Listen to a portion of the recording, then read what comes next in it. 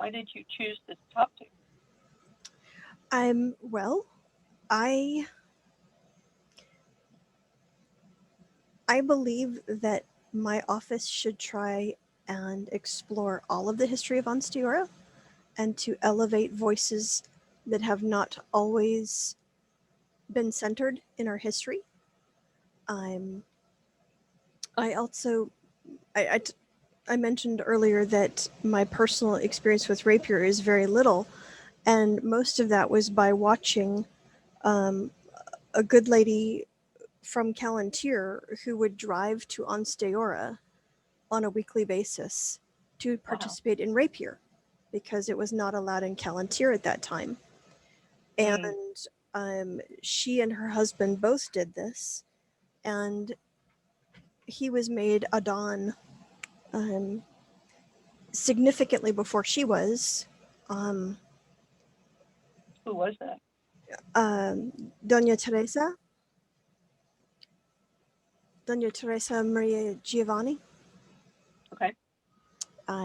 So she was one of my first women in Rapier that I ever got to see, and I was just so impressed by her dedication and her focus. And the day that she was named a White Scarf, I think the entire barony just burst into tears of happiness for her because she had worked so long and so hard. Who are you talking about? Doña Teresa Maria Giovanni. Oh, yeah.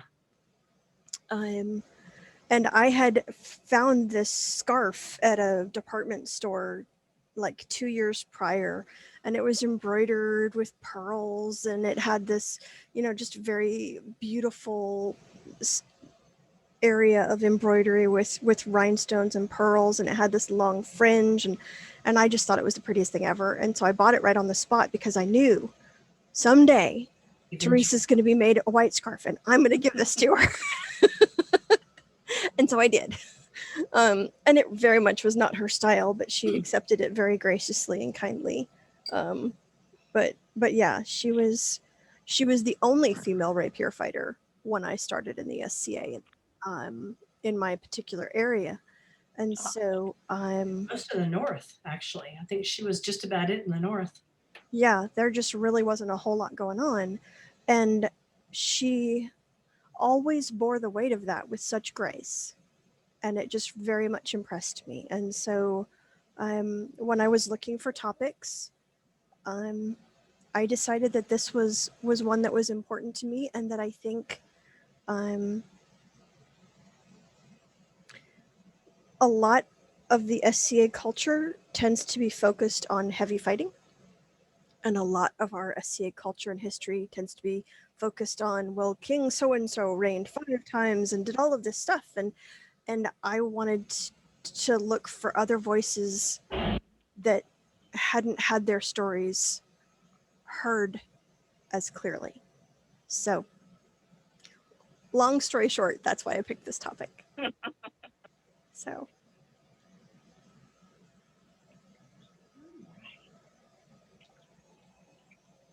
I am working on my video. Hello, Grace. Hello. Can you see me? No, it cannot. It's dark. Let me stop and restart the video. Okay. See your name, but not your face. Sure. Oh, that would be why. There we go. There we go. Wonderful. All right, here we go. Okay. So glad to have you here. Thank you. Oh, glad to be here. We're probably going to give it just a couple more minutes. I do have a couple other people who have indicated that they will be hopefully here tonight. Okay, great. So you probably won't remember this, but I received my award of arms from your and Miguel's hands way back in 2000 something during your first reign. And I had never been to a royal court before, and I knew that I was supposed to kneel, but I didn't know at what point I was allowed to stand back up. So Miguel tried to present the newest Lady of Ansteorra, and I couldn't stand up because I was so nervous and didn't know if I was allowed to.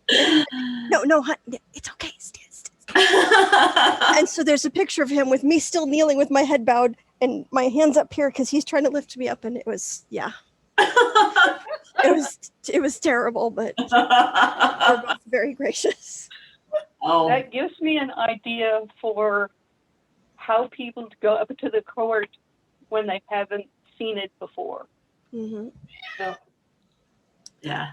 I know I got my AOA. Hey, Miguel. I got my AOA before I had never been to a court before.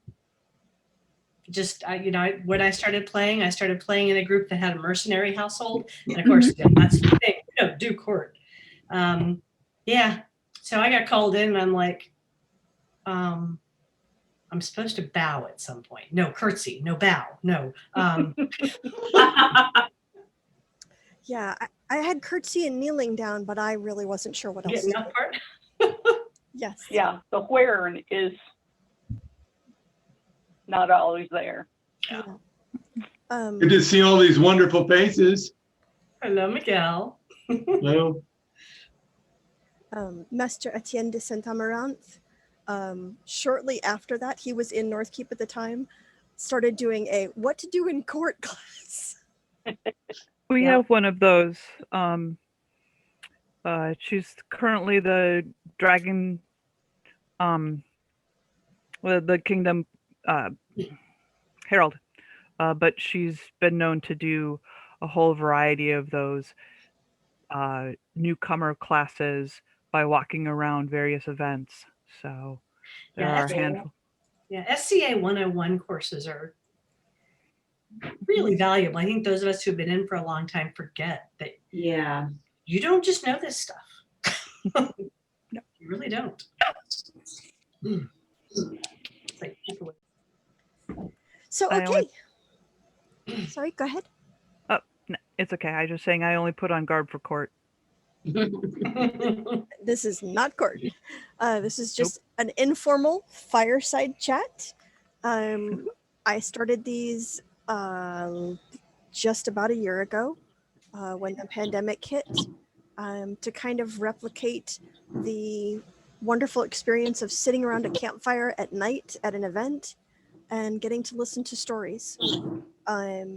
We have suffered a number of losses this year in Ansteorra. People who have been pillars of our community and our kingdom for as long as we have been a kingdom and before. And those stories were lost. And I vowed that that was something that I was going to do my very, very best to create a space where people could come and tell stories and invite anybody that I could invite on a variety of different topics and hear those stories that people were willing to share of those that we've lost, of our history, our traditions, and our people. So tonight's topic is women in Rapier, being the original White Scarf Kingdom. I wanted to learn about the experience of women in our Rapier community. We do have a number of folks who have agreed to be on our panel, but since we have a small audience, I'm just going to go ahead and leave it as is. And thank everybody so very much for coming. I'd like to open it up for general introductions. I'm Zubaida. I'm the Kingdom Historian, and I'm your hostess. And if anyone else would like to be comfortable introducing themselves to our panelists, I would welcome them doing so. I'm Duchess Margaret, a transplant to Ansteorra from the East Kingdom, but I've been in Ansteorra for, well, all but 2 years of my entire SCA career. So I actually started, well, I got involved in Rapier in the East. I didn't actually fight until I came to Ansteorra. I'm Aethelyan. I'm talking for Tyvar Yay. because I wasn't, well, doing a lot of fighting. So I will do what I can for him. Thank you. So I'm Baroness Mari, Border Mari out of the Mid-Realm, but and I'm a weeper, just let you know.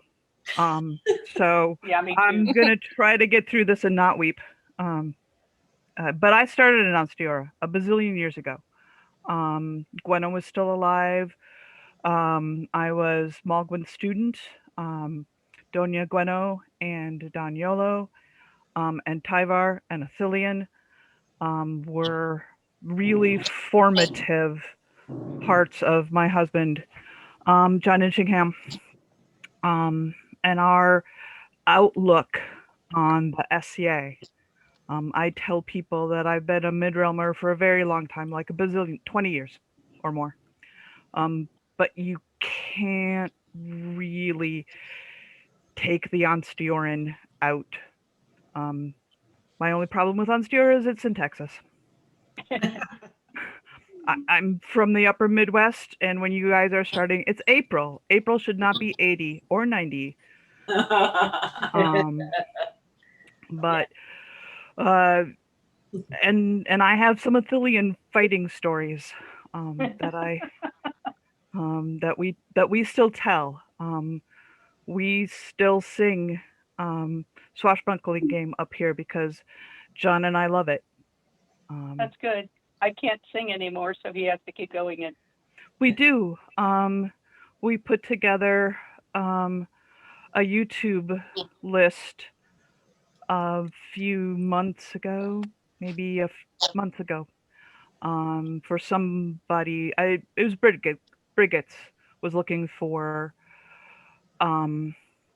bardic songs dealing with Rapier, and John wrote several, and he put them on YouTube in a channel list. So. Would you be willing to share a link to that in the chat? Yeah, that'd be great. Let me go find it. But the easiest way is to look for Inchingham. But I'll do that. I'll find it and put it on the chat list. Thank you so much. Certainly. Gia? Hi, I'm Doña Marie de Girau from Ansteorra, and Mari mentioned Gwenno. Gwenno is my grand Doña, and so I'm very proud to be of that lineage. I've been fencing in the SCA almost 20 years, but I became a white scarf about a year before the pandemic. So it really only counts as a year that I've been a Doña. That's basically what I got right now. Okay. I guess I should mention that the Valkyries, I organize and run a gender minority fighter group for mutual support and education so that we can all help each other become better fighters, better athletes, and that's Valkyrie Company. That's awesome. That's awesome stuff. And she's inspired a lot of people in the last several years in particular. Yeah. So well done. Thank you. Thank you very much, Grace, both of you. Conall, if you wouldn't mind introducing yourself. Yeah, I'm Duchess Conall. Many of you know me, but I have been fencing since about 1993, so it's been a long while. I was the 87th White Scarf for Ansteorra, and I became a mod in 2018, and it was interesting experience because at the time there were not very many female fencers, and for much of my experience, and but you know, and coming from a very sedentary, studious, and non-athletic background, I had a very different path than I would say a lot of my male counterparts do. So Reach it. Yes. Say the words. You know,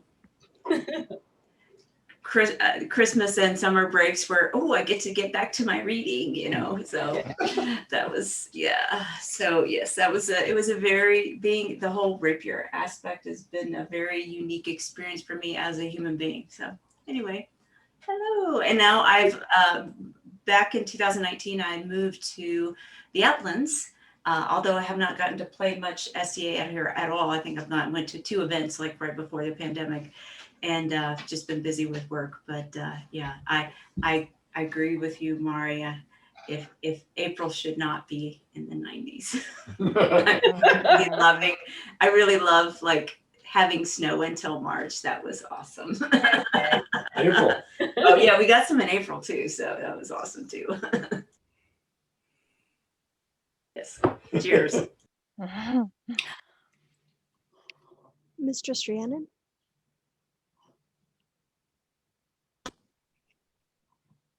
Okay. There she is. Rhiannon? Well, I first started fighting right 80s. Lag, Server lag. server lag. Yeah. Yes. You may And my try keeping your video off. It'll help with the upload speed. Oh, yeah, maybe we need to take my our bandwidth, you know,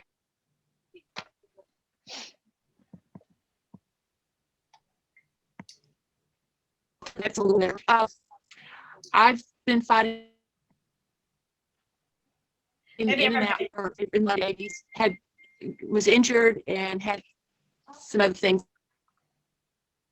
Maybe everyone needs and to take their quit video in down. the early 90s, late 90s.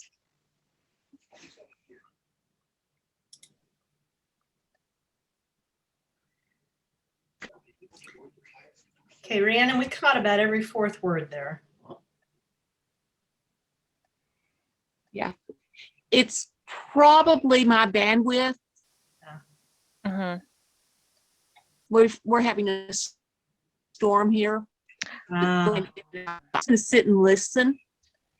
Sure. Understood. Thank you. Okay. I may type the next one.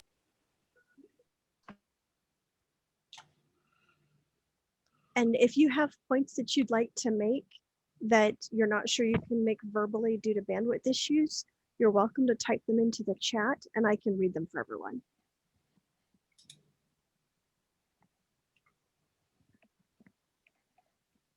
Gytha, would you like to introduce yourself? You're still on mute though. That might help. I'm a Gytha Oggsdottir. I'm a white scarf actually out of Ethelmark. And I'm very much looking forward to finding out more about the White Scarf Treaty and the founding of it. I come from connected somewhat through step relations to Diego, who's tied in. So yeah. So I call him granddad, even though it's you know, sideways. But so I was very much interested in finding out more in general about the history and especially about women in Rapier. It's just after, it was a long path, as we all know. I have kids, and so that definitely affected everything. But glad to be here. Thank you. So my first question for our panelists is, who were your first influences as a fighter, whether in person or in cultural media such as movies or books? Mhm. Any of our panelists? Sure. So I enjoyed all of the, you know, Errol Flynn movies and all that kind of stuff, but I never really thought of myself as a fighter until I found the SCA. And I spent my first 3 years in the SCA fighting heavy, and really had no particular interest in Rapier until Ruslan won Crown in the East, and we were told by our parents that they were going to drop the Rapier problem on us. So, yeah. So, excuse me, cat. So I learned a lot about Rapier in the 11 months that I was royal in the East, and we created the Order of the Golden Rapier. And then I moved to Ansteorra like 2 weeks after we stepped down. And I fought heavy for about the first year. And then I had a retina that started separating. So had to stop fighting. And I was in Beaumont at the time, which is Border March. And that's where Simon and Tessa live. And we had fighter practices in Simon's backyard. And when I showed up at one point and told him I couldn't fight anymore, he said, well, you know, there's this thing called rapier. You don't get hit hard in the head in rapier. And I said, well, yeah, I know something about rapier. I've never fought. So it was Simon who first put a sword in my hand and taught me the very, very basics. And then she's not really active anymore, but Doña Ley, La Malchanceau, was also in Border March. And she was actually probably my largest influence from fighting, because she was the one who taught me and who helped me modify my fighting style, because I had various physical disabilities or things I just couldn't do the way was right. And then from afar, there was Gweno, because there was Gweno. And there was Gweno.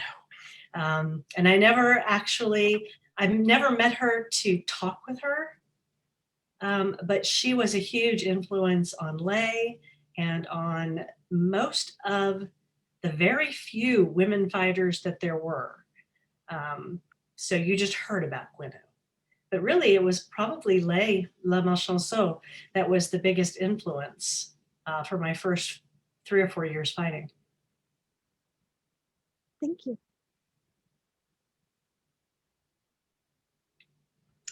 You should jump in because of the Oh, yeah. link to Yeah. Ley. So same here. So initially, prior to the SCA, I read a lot of sci-fi fantasy, and so that would be, it would pique my interest, even though it was not an athlete or interested in athletics mostly, or combat sports. Never really thought about it.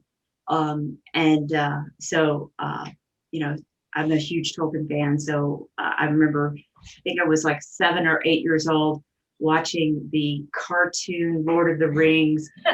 Eowyn pulls off her helmet and it's like, I am no man.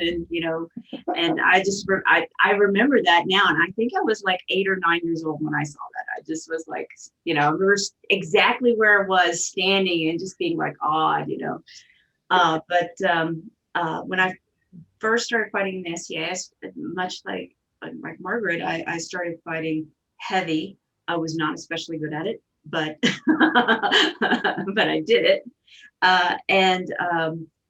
When I moved to the Dallas area, that's where I really got ingrained with the rapier community. I joined my House Porto, which were very much a rapier fighting household. And so that's where I just really got inundated and inspired. And that's where a lot of my initial training was from. But it wasn't really until I met and really got involved with Ley, and she was actually my Doña, that I felt like I had the emotional support. I didn't even understand that that's what it was, but that's what it was, is the emotional support and reinforcement of, hey, you don't have to be the tallest, fastest, strongest person out there to do well, to do okay, to have fun and enjoy it and be part of the community and actually be, feel like you can feel good about yourself doing this. And so that was a really big deal to me, because coming from a very traditional Southern family, girls didn't do sports. They just didn't. Yeah. Of course, now all of the younger women in my family, they all do sports, they do whatever, but it was just not something when I was growing up people thought about doing if you were a girl. So it was a big deal. Yep. Somebody has to be first. Right? Yeah. Yep. So my big influences, so when I was 5 years old, I wanted to be a pirate when I grew up. and continued to kind of have that ambition for a long time. And, eventually it had to give way to more reasonable goals like being a novelist when I grew up.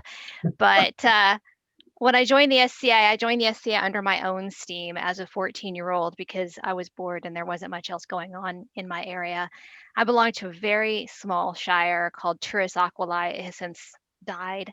But at the time, we had maybe 3 fighters, and one of them was a rapier fighter. And one day after an event, we were loading our stuff in the car because we all carpooled together. And Katrin turns to me and said, "Hold my sword for a second."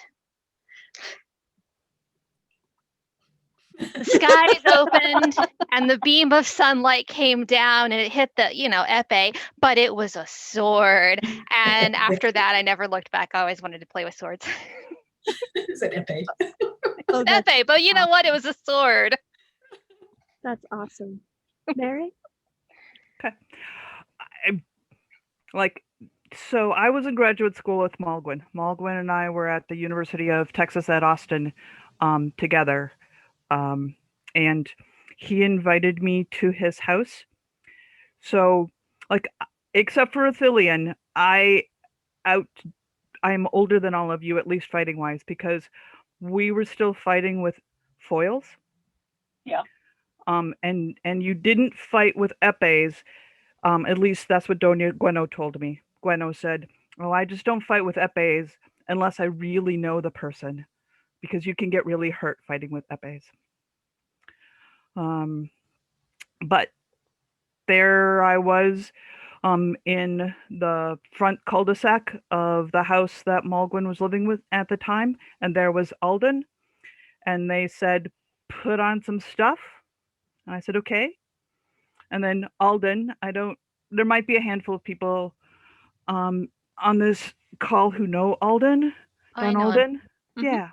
Oh yeah. Oh yeah. So, Alden, go ahead, Mari, hit me. And I hit him. And it was good. There's that sort of satisfying little thwack Yes. when you hit a man with a sword. And I have never, ever looked back. I have been through the change from foils to epes, from rapier combat in the mid-realm to, when we switched to schlagers, and, now all the toys. Rhiannon says, "I know Alden very well. Yes, hitting Alden is always fun." Agreed. True. Agreed. And he was one of my first teachers also. Yeah. Mine too. Yeah. We're all very well related to each other down here. Don't go there. Having started in Bringalod and then moved to the Midram, I tell people that Ansteorra is a fishbowl kingdom. I mean, Texas is big and Oklahoma is big, but Ansteorra is a fishbowl. All the good things, everybody's right there.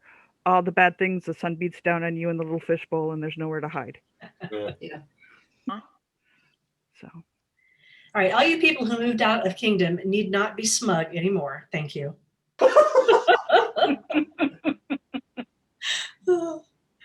So, what barriers did you face as a female fighter that you don't see for male rapier fighters? So, way back when, there were so few women fighting. I mean, there was Gweno, Gwyneth, Lay, Conall, me, Trixie. Oh, yeah. That was about it, wasn't it, Conall? Yeah, because Donald Key was there for a while. Key was there, and she moved, and Donald's wife, Yeah. she left. Juliana. She was like She was she was good. a star, and then she left. And she And left. Juliana left quit before playing. I played. Yeah. Before I started really, but she was still active, but she had really stopped by early Yeah. 90s. I think she was When they had the kids. They had all they Yeah. had all. They faded out because I didn't start down here until 92. Yeah, they were already Yeah, they starting were to gone. fade out, Yeah. especially her because they adopted a whole bunch of kids. Mhm. Yeah. So when I started,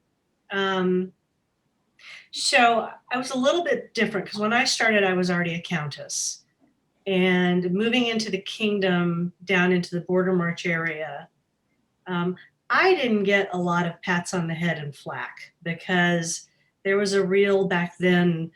There was a real kind of peer fear kind of thing, and so. I never had anyone being actively obstructive, but I could watch while they patted Lay on the head. And I could watch some of the dismissive attitudes. And I think this is also just a function of the SCA getting more sophisticated. But back then, there really wasn't much in the way of training. I mean, it was like, hold the sword like this, stand like this, okay, let's play. And that was pretty much how you got trained. And you had to watch people and they would say, well, block it. Okay, do this. And then you play. So there was no real training. And as Conall said, if you weren't already an athlete, I mean, holding a buckler up, for the duration of a fight was like a big deal. Yeah, Conall hit the nail on the head. We were not really encouraged to be athletic, and there were some kinds of athleticism that were acceptable for girls, like soccer and volleyball, but I had not been encouraged to do those. So riding my bicycle up and down the road was kind of the limit of my physical education, right? So first, I had to learn to hold up the sword. I had to learn endurance. I had to learn how to eat properly before practice or a tournament. I like all these things that people take for granted, like whether you should take the ibuprofen before bed or in the morning when you notice how much you hurt. Those things I had to learn through trial and error because nobody thought to tell me. It never occurred to my teachers that I didn't just know this. Yeah. The condescension, I didn't really notice at first because it was absolutely no different than the way people treated me in my mundane life. So I didn't really notice a big difference. It wasn't until, I really got more involved and tried to start being more of a leader or tried to take action to improve my own fighting that I really began to notice the pats on the head or things like that. So that was as a barrier. But one of the biggest barriers for me, I was not aware of until we all began carrying video cameras with us everywhere we went. And someone videoed some fights, and I had never seen my fights on video until, way advanced in my fencing career. And I'd had an absolutely disastrous Queens. It was one of those where you were supposed to fight 5 rounds, each round in a different weapons combination, and then the people who had the best scores advanced. And I had gone 0 for 5. And we sat down to watch the video, and we watched it in slow motion. And my friends in the room with me went, "Oh, you hit that person." Oh. And it happened 3 times in one tournament that I killed my opponents and nobody called my shots. I thought I was a bad fighter. I thought I was a terrible fencer. I had the worst self-esteem ever. And then I saw that on video and I was like, holy shit, it's not me. It's not my fault. And that renewed my commitment to fighting and hitting people a lot harder. Hitting people a lot harder. It really did renew my commitment to hitting people very hard, but it also helped me to look around and start noticing that this was happening not just to me, not just to short people, but primarily to women. And that was a huge barrier for me, was seeing that there is a blow calling issue sometimes. And I don't want to name names, but it happens a lot that people who are under the influence of adrenaline, oh, she's just a tiny little thing. I don't think that she didn't really hit me. That was a tickle. That was my button. That was, that was nothing. So that was a big barrier. Yeah. I apologize for all men. No, don't necessarily apologize for all men, because I feel like I have this weird Ansteorran. I was in this weird Ansteorran bubble in the late 80s. Like maybe it was just the Bringelod bubble in the late 80s. That was barely there. Yeah, because, you know, so Malgwyn was willing to teach me the way I needed to be taught. Like, I'm a kinesthetic learner. I can't learn from in front of you. I can't.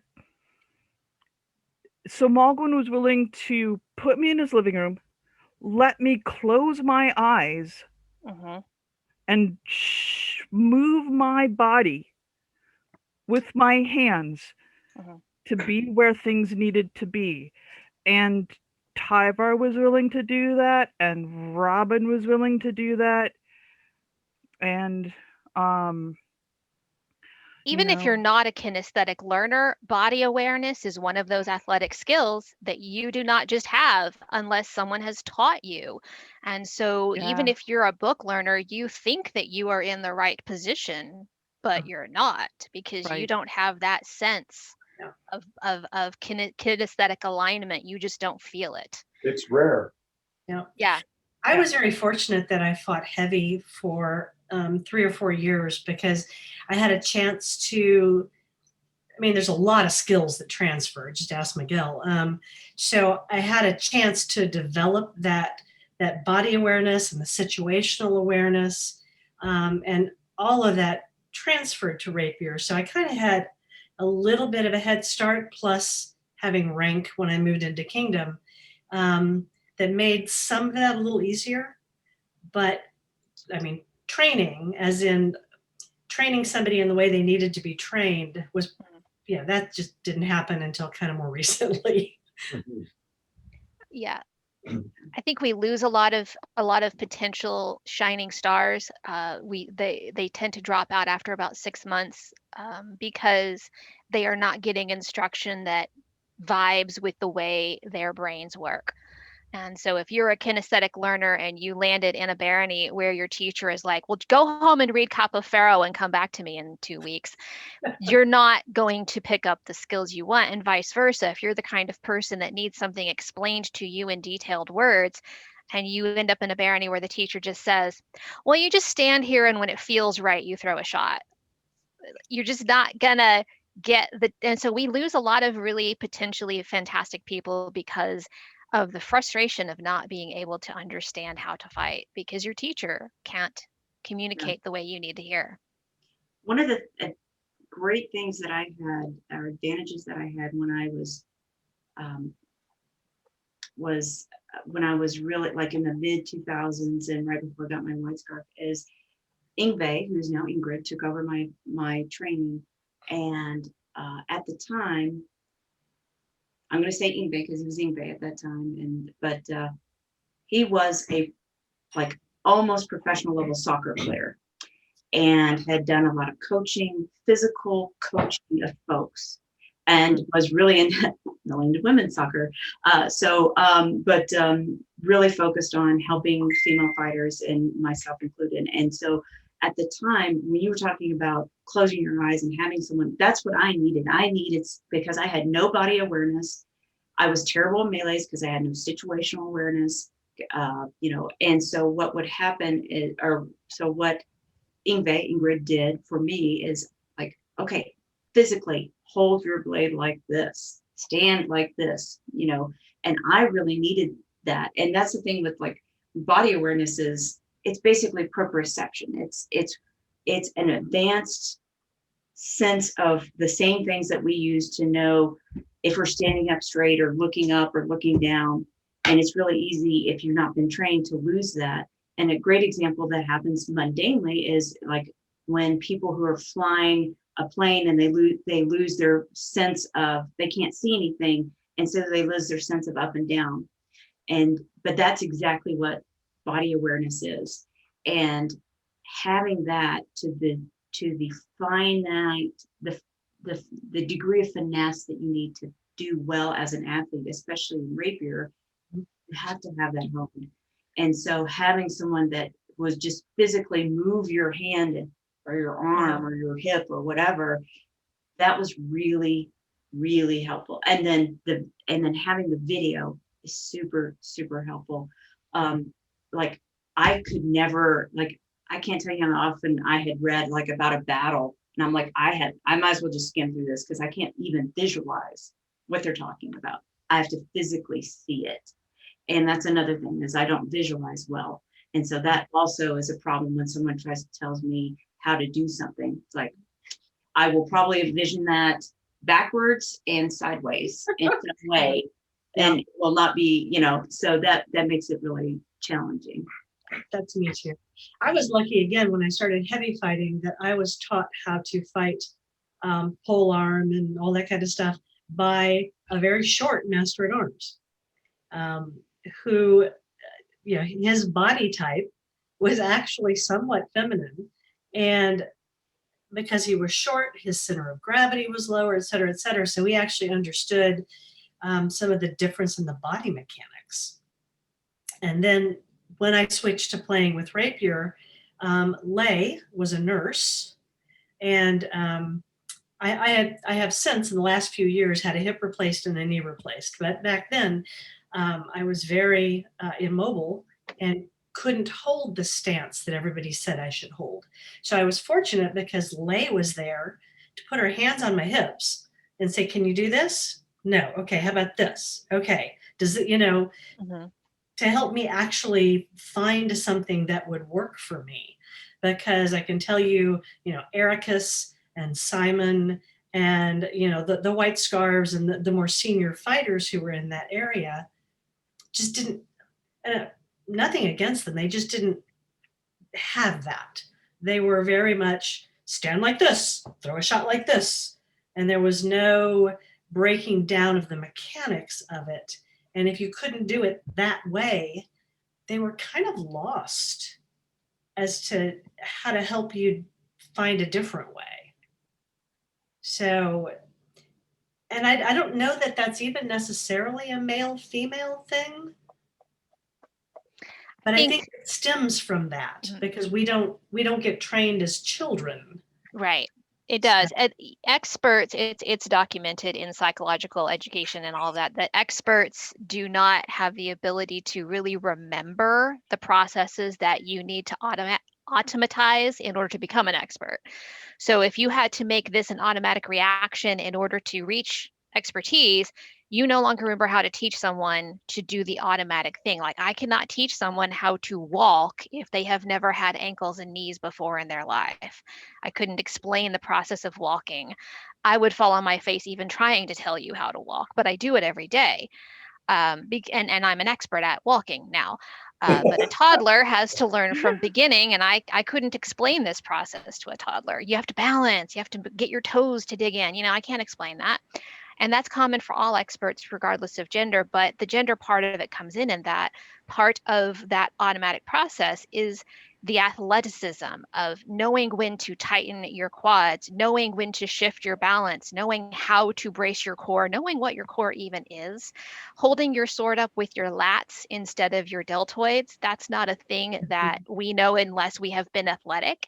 And the people who are teaching us were probably trained athletic biomechanics when they were in the second grade, and they don't remember how to teach that anymore. We're learning it as adults, and we have to have someone who's also similarly a beginner to explain it to us, because if you were on your pee-wee soccer league or football team at the age of 7 and you lifted weights when you were 12, you don't know how to teach an adult woman who's never been an athlete before how to engage her lats. Yeah. This is one reason when we were doing at fighter practices, I got the people who were the novices because I knew how the body worked. And then they went up to Tyvar to take that and go on from it. Mm. Yeah. And I will say I've noticed quite often in my career in Rapier is that it is the women who take the newcomers. It is quite often the females who do the very, very, very basic training. Not always, of course. I mean, you know, there has to be a woman in the group, but and then because I did that for a long time after I had been fighting for a couple of years, I was always the one who worked with okay, here's how you stand. Does that work for you? Okay, try shit, you know. And then I would hand them off to the more experienced fighters who could, you know, get into other techniques. But I think a lot of that is because we had to learn that stuff as adults. You know, we didn't play team sports as we grew up. Well, okay, I did, but for the most part, you know, women, especially of, you know, our generation, we're not athletes. We were never encouraged to be athletes, and it doesn't just come. I want to make sure I get Rhiannon's response to that question. That question being, what barriers did you face as a female fighter that you did not see for male rapier fighters? Her response was living in the middle of nowhere, Bonwick, in the 80s, then children and dealing with their care. And I thought that was a really important point to bring up. For those who are white scarves, did childcare affect your path? And what could have been done? What support could you have gotten from the community that would have changed that? And then I would say one other thing that I encountered, and I bet a lot of other ladies have encountered, is a mental aspect of, especially when it comes to tournaments, but in practice as well, where it's ingrained in us not to make sure that the other person feels good. Yes, you can't have a victory because you're a bitch. Yeah, and so it's like, I can see you're really I want to win, but I don't want you to feel bad about it, and that is hard. That's an unfair handicap. But I realized that I was doing that for years, and I still do that, and it's hard to go. I'm getting over it because it's like, that's not fair to me. And as long as I'm being courteous to a reasonable degree, there's no reason for me to really be like, oh, I've got to mommy you. And so that, to me, is a big barrier that I've had to overcome. And I still struggle with that one. And that's why Batista of our household, as much as we care for her, was so effective. It's that she didn't care. Yeah, you know, she didn't care. And so she got out there and she just ripped anybody a new one, and without regard. And that was a very distinctive difference. And part of that is part of how you're raised, but I would say there's also an external aspect to that too. That I feel like I didn't really understand it when I was coming up, but I certainly understood it sitting in circles as a white scarf or as a mod. It's like, you cannot punish this person for being ambitious when you don't punish the men for being ambitious. So that has to go out. I tried to, it was like, it really hit me when I was sitting in these circles as a participant, that seemed to be a double standard that people did, unconscious, I would say it's unconscious bias that people had. And it's like, and you had to raise it because people just didn't realize it, because I think that's just the way a lot of us were raised. It's a barrier twice, because first you have to fight that tendency within yourself, and then you have to stick up for yourself against all the people who think that you should not have ambitions. So yeah, I absolutely agree with that. To go to Rhiannon's kind of point, I'm child-free by choice. And I don't know if Lizette or Christiana are here, but yeah, they couldn't make it. Okay, I observed from the outside that Lizette didn't really get time to focus on her fencing until her kids were 12 and over. And they could either go to their dad's house for the weekend, or if she brought them, they could go be out of her hair during the tournament and she could concentrate. She could leave them at home playing video games, and she could go to fighter practice on a weeknight knowing that they were old enough to take care of themselves. Same with Christiana. She had a spouse who was very helpful, and they took they alternated weekends, and frequently for about 3 years, you never saw them together. You saw him or you saw her at the tournament, and whoever didn't go to that tournament that weekend stayed home with the kids, but they had to trade off so that both of them could participate. It is impossible, and I've talked to a lot of my cadets about this who do have children. It is impossible to be a mommy on site with your children on site and concentrate on the tournament, because if your kid squeaks, if your kid cries, if your kid says something in a loud tone of voice, your focus immediately goes to the kid. So you have to have your child either at home with a babysitter or at home with the other parent, or they have to be on the other end of site playing with Play-Doh where you can't hear them. Well, and I'm going back to Maire, you were talking about that Mog one. I mean, he stopped playing for a long while, and we didn't see him until his daughter was almost an adult. You know, she was a teenager, because he just didn't come to events. Yeah, see, and that's, but I'm gonna, so my experience is a tiny bit different, and I think there's a little bit of difference too in the mid-realm, in that there were pairs of fighting parents. And so I've been thinking about it. So I loom or lurk, I guess it'd be lurk, on the Valkyrie, and I've been giving it a lot of thought about, okay, why did I keep fighting? I have 2 adult children right now, and a husband who fought Rapier, and I've been giving it some thought, you know, why did I keep fighting through babies and toddlers and all of that? And the biggest thing that I thought of is Sunday fighter practices. When we moved to the mid-realm, we moved to Chicago, where Alfred and Baron Alfred and Baroness Sonia were, and we, our province, the province of Triggerdsea, had Sunday fighter practices. And once Rapier combat got into the mid-realm, and we brought Rapier combat to the mid-realm, if Alfred wanted to fight Rapier, we were the marshals. So John and I showed up, both of us together with our kids, you know, on Sunday afternoon. And then everybody who was armored and Rapier and shot some archery, we all went back to Sonia and Alfred's house and had Sunday dinner. And that made a huge difference, because we didn't leave Chicago until 8 years after we had started in the mid-realm. And so that was 8 years of first two years no children, and then, you know, years of children, being able to take our babies to Sunday fighter practice and fight. And then my other thing is, in the mid-realm, we do a morning tournament, we break for lunch, and then we do an afternoon tournament, at least on the Rapier side. Armored is very different. They don't eat lunch. Lunch is the devil. Lunch is the devil, yes. And I understand that, but Rapier fighters are little greyhounds.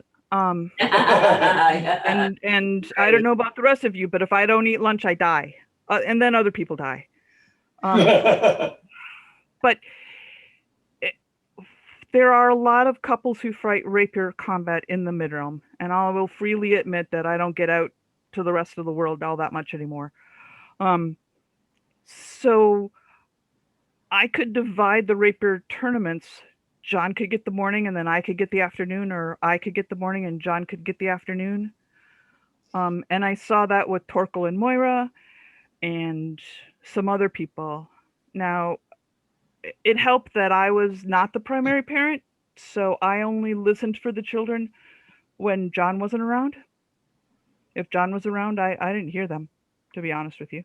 So to you, what you're saying, what I'm hearing is that having that Sunday practice where it was more of a communal activity, Yes. as opposed to just the hardcore practice, that made it much more amenable to folks who have kids, because then you could, you know, bring the kids without feeling awkward.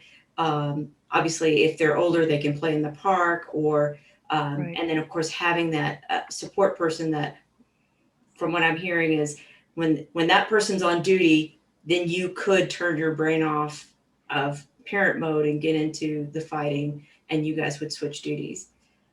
Right. And I don't know what it's like for Bringalot anymore, but in the early or the late 90s, there was Tuesday fighter practices and no one brought their kids, and then Sunday fighter practices where everybody showed up. And in the mid realm, they're just so rare to have a place where you can have fighter practice twice a week, just because it's cold. Yeah. Mhm. Yeah. I think You know? another thing, another component of that, you mentioned community. I think in case you have to take a step back from fighting for a period of months or even a couple of years because of children or whatever else, having that community aspect that gives you a reason to still come out, because maybe you can't participate in the fighting, but there's something that you can still do with your friends, like go out to eat afterwards or have that backyard potluck that keeps you engaged in the SCA and keeps you interested in the SCA to kind of tide you over until you can fight again. I think a lot of people, without that community aspect, fighting is all there is. And if fighting is sidelined, they just completely leave the SCA and they go off and they play World of Warcraft or something, because they don't have anything to hold them to the SCA if they can't fight in the process. Hey, that's a wonderful point, and I hate to jump in on this, but one of our most significant players ever, Duke Lloyd, did exactly what you said. He got to a point where he could not fight, and that was it. And he was gone, but he had so much, and Robin could talk more to this, but oh my God, he like, well, I'm done, and he's out. And he did wargaming, per your point. Yeah. Yeah. But he could have been valuable as a teacher Absolutely. Yeah. a historian if he'd had a reason to stay once fighting was no longer a thing he could do. Yeah. Yeah. He I even think- he resigned his mastership as well Wow. because he was not able to fight. Ah, so sad. One of the things we did at events, Tyvar and I would divide us with the kids. This week I will do the fighting. The next week he do the fighting, Mhm. Yep. and Yep. the kids were there. Yeah. We don't really have a pool of kids right now in Bringwalad anyway. There are a couple of families that have children, but it's no longer, I don't want to say it's not child friendly, but there's nothing for kids to do. If you bring your kids to fighter practice, they will be there, bored in the heat with only their own siblings to play with, and that's not fun for them. It would, at times when we do have more families participating or when all the kids reach that magic age, then Sunday afternoon is a great time to have a fighter practice because we can do it in a park that has a playground and the kids can go off and play and socialize together. But I've been to a couple of fighter practices where, one person had one child and then that kid was bored and, there was nothing for them to do. And the parents spent all their time taking care of the kid. And why did they even bother to come to the park if they couldn't participate because of their kid? So it's not so great right now for families, at least not in Bringwalad. In Bringwalad, what about those up and coming kids, John and Miguel? Are they doing pretty good? They're kind of lazy backsliders, Miguel just wants to play with music all the time. He just, and I don't know, John just like. We joke, but one day we're going to turn around and they're like, I got married and I have 3 kids. And we're like, what? That's not so allowed. weird. But, John but just got a wiki everybody- page. Yeah. Oh, cool. Yep. But to everybody's point on that, and Gia in particular just recently, it's like Bringwalad, because of their child youth program, at the time produced 2 of the greatest fencers I've ever known. Yeah. Yeah. With John and Miguel. I mean, it's And if we didn't have the family environment, at least at one point in Bringwalad, we wouldn't have had those guys. And Right. of course, their parents are spectacular human beings, but but still, and not it is, few people are that lucky. Yeah. But credit to the community that was down there at the time when they were coming up.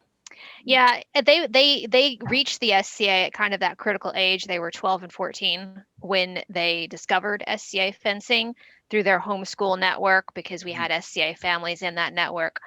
And then, they brought in some other kids, and that was a really nice little hub. Right now, all of the people in Bringwellot who have children that are, at all in an age where you would bring them to fighter practice, either their parents are fighting and they have children, or they're just kids who might be interested in playing with swords someday. They're all like 7 to 2 years old.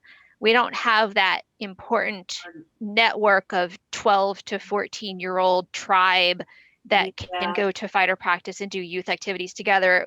We never have more than one youth fencer show up at a time, and they're usually they're just tagging along with their parents. And it is hard. I joined the SCA when I was 15, and I was this was in the 80s, where teenagers could go to an event and nobody gave a crap. And that was a fun time. And I did all of those things that you would be afraid of a teenage girl doing at an SCA event. I did all of those things, and I'm still here. But I would not let my 15-year-old do that. But that is something that it's hard, especially when you're talking about the mid to older teens. Is they're not little bitty kids that want to be not a bookcase, a briefcase with a parent. They want to have their own things, and it's really that's hard. And just going to that, I mean, when I started in the SCA, there was like a little bit of a group for teens, but it was not well done at all. And I think I was the only teen of that group that stayed. And so the fact that Bringwellot did such a good job, I mean, hats off to them. So but that's another topic. We're talking about women, but I think that is be a worthy topic in and of itself, is parenting and encouraging, the youth. That I think would be a really great topic to discuss. Yeah. In a different Well, topic. Yeah. I think We that's could talk also a lot about it. And it's also a place where we could give young girls that basis of athleticism that we were talking about. I think it is a little bit different now. I think girls are a little bit more prone to have a little bit more encouragement in that area. Although I still think, not nearly as much as young boys do. Right. But I think that, if we had a good group of youth coming up, that would be a good chance to instill some of these basics into young girls who could then develop that. And going into, I mean, this is going back to the kid thing, but specifically for women, it's also having, I would say, being able to carve out a safe space for young ladies who are, 13, 14, 15, 16, 17, that they are in a safe place to then be, a fully active member in the SCA and fighter. That is a little bit different, I would say, than boys of that same age, just because of all the pitfalls. I mean, not that it can't happen to boys, but I would say there are a lot more pitfalls that are more common with girls in that age, speaking from my own experience, that if maybe we thought about that, maybe we could get more of these young ladies in that generation and further on, and then involved. And I don't know how to make that happen. That's outside of my wheelhouse, but I think that maybe in hand with, Ministry of Children and just understanding that a 14-year-old or a 17-year-old is certainly not a 12-year-old, and understanding the nuances between the age brackets and understanding their needs and their maturity, especially when it comes to the mental aspects of athleticism and fighting. I want to catch us up on some of the comments in the chat from those who aren't able to vocalize. Rhiannon mentioned that Saturday practice is great from a parent perspective. I wasn't thinking about making sure that the kids needed to get home and do homework or bed due to school the next day. So it's a big problem on Tuesday nights. Yeah. Well, and frankly, I mean, maybe that's a good place for them to do, Homework. to get done. So if you do your homework, then you get to fight. I don't know. Again, I'm not a parent, so I don't get to say. Gytha also noted that yes, childcare absolutely affected my path and my ability to travel, which is so often required for advancement. She finally got her scarf when her youngest turned 11, and her Sunday practice made a huge difference. She mentioned that she would end up taking portable DVDs for the kids to watch if there weren't any other kids to participate. And Rhiannon also added that Jackie and Carmen forced me to come up with opportunities for them to participate on and off the field. The next question that I have for the panelists has specifically to do with the cult of Gloriana that the Rapier community is so much focused on. How does that change or influence your relationship with the Queen as a Rapier fighter? Because whenever I've heard it spoken of, it's always been, we are Queen's men and we are in love with the Queen. And as women Rapier fighters, how do you experience that subculture? Because not everybody considers themselves a Queen's man, but how does that affect your perspective and your interactions with the Queen? I think that there's a romantic aspect to it, but romance is not necessarily real romantic love. I'm talking romance like romanticization. My life is beautiful and I'm visualizing myself as a musketeer and it's this grand adventure and this is the Queen. And you don't need to be male to have those feelings. You don't need to be heterosexually attracted to the Queen to have these feelings of, I am a grand swashbuckling courtier and I'm going to treat my Queen the way she deserves to be treated because I can't trust those stick jocks over there. I will say, coming into this kingdom already arose. So it was weird. So in the East Kingdom does not have the culture of the Rapier community belongs to the Queen and the Roses. That's not how we developed in the East. And I didn't truly understand it because we actually had the chance to create the white scarf in the East, and we didn't. We created the golden rapier instead. And 2 years later, I'm regretting it, but not really because that's what the Eastern fighters wanted. But I benefited immediately from the cult of Gloriana. When I started fighting Rapier, I was a countess, I was a rose. And then when I really started fighting and I fought in my first Queens, and it was Michaela's, I think. And I looked at her and I said, ooh, I want her to feel that way. And right up to the point where I actually got to be queen in Ansteorra, it was always, I want her to feel that. So perhaps my motivations were a little bit different. For me, it wasn't the romance of serving the Queen. It was I want her to feel that way because I never got that. And it's so cool. But I don't think it's necessarily you have to be a man, like I said, like Gia said, to understand the romance of it. I will say that it never took in the mid realm. We tried. Yep. We tried. We thought, oh, let's do it. We'll do it. And then I got personally scolded by a relatively good friend who was an armored combat fighter, and he said, Mari, squires get the Queen, and you're upsetting the balance of nature. That's not exactly what he said, but that's what he meant. He said that's not Rapier fighter's place. Squires get the Queen. And I'm like, okay.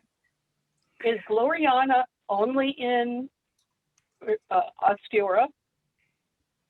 I mean, yeah, the way that we do it is only here. I mean, the whole point of Gloriana, like Queen Elizabeth's courtiers and the flirtations and the idealization and treating her like a goddess, that's pretty unique to Ansteorra. Other kingdoms do try to have relationships with the queens and the roses, and But treat not them as very well. deeply. Not the way that we do it. Not to the way that it seems like weird to outsiders that we're all just fawning over what another kingdom might consider to be a throne percher, you know? Yeah, but the thing is, though, it evolved here, and Robin can absolutely tell you all of this, but it evolved differently here. Kingdoms. You know, I mean, the queens, certain queens saved Rapier, and this symbiosis just grew. And not that it wasn't hard work on many people's parts, but the way it grew here, it couldn't grow in other kingdoms. And we were putting in the chat where I guess I was saying that it did take an Ethelmark, and it did. It had a whole lot of people working on. One of my biggest disappointments after I moved down here was the fact of the debacle of the white scarf in the east. And when Ethelmark began to go kingdom, because I came from Ethelmark, that's where I lived when I was in the east. There was a whole lot of people working on. I talked to every one of the Order of the Garnet that I knew.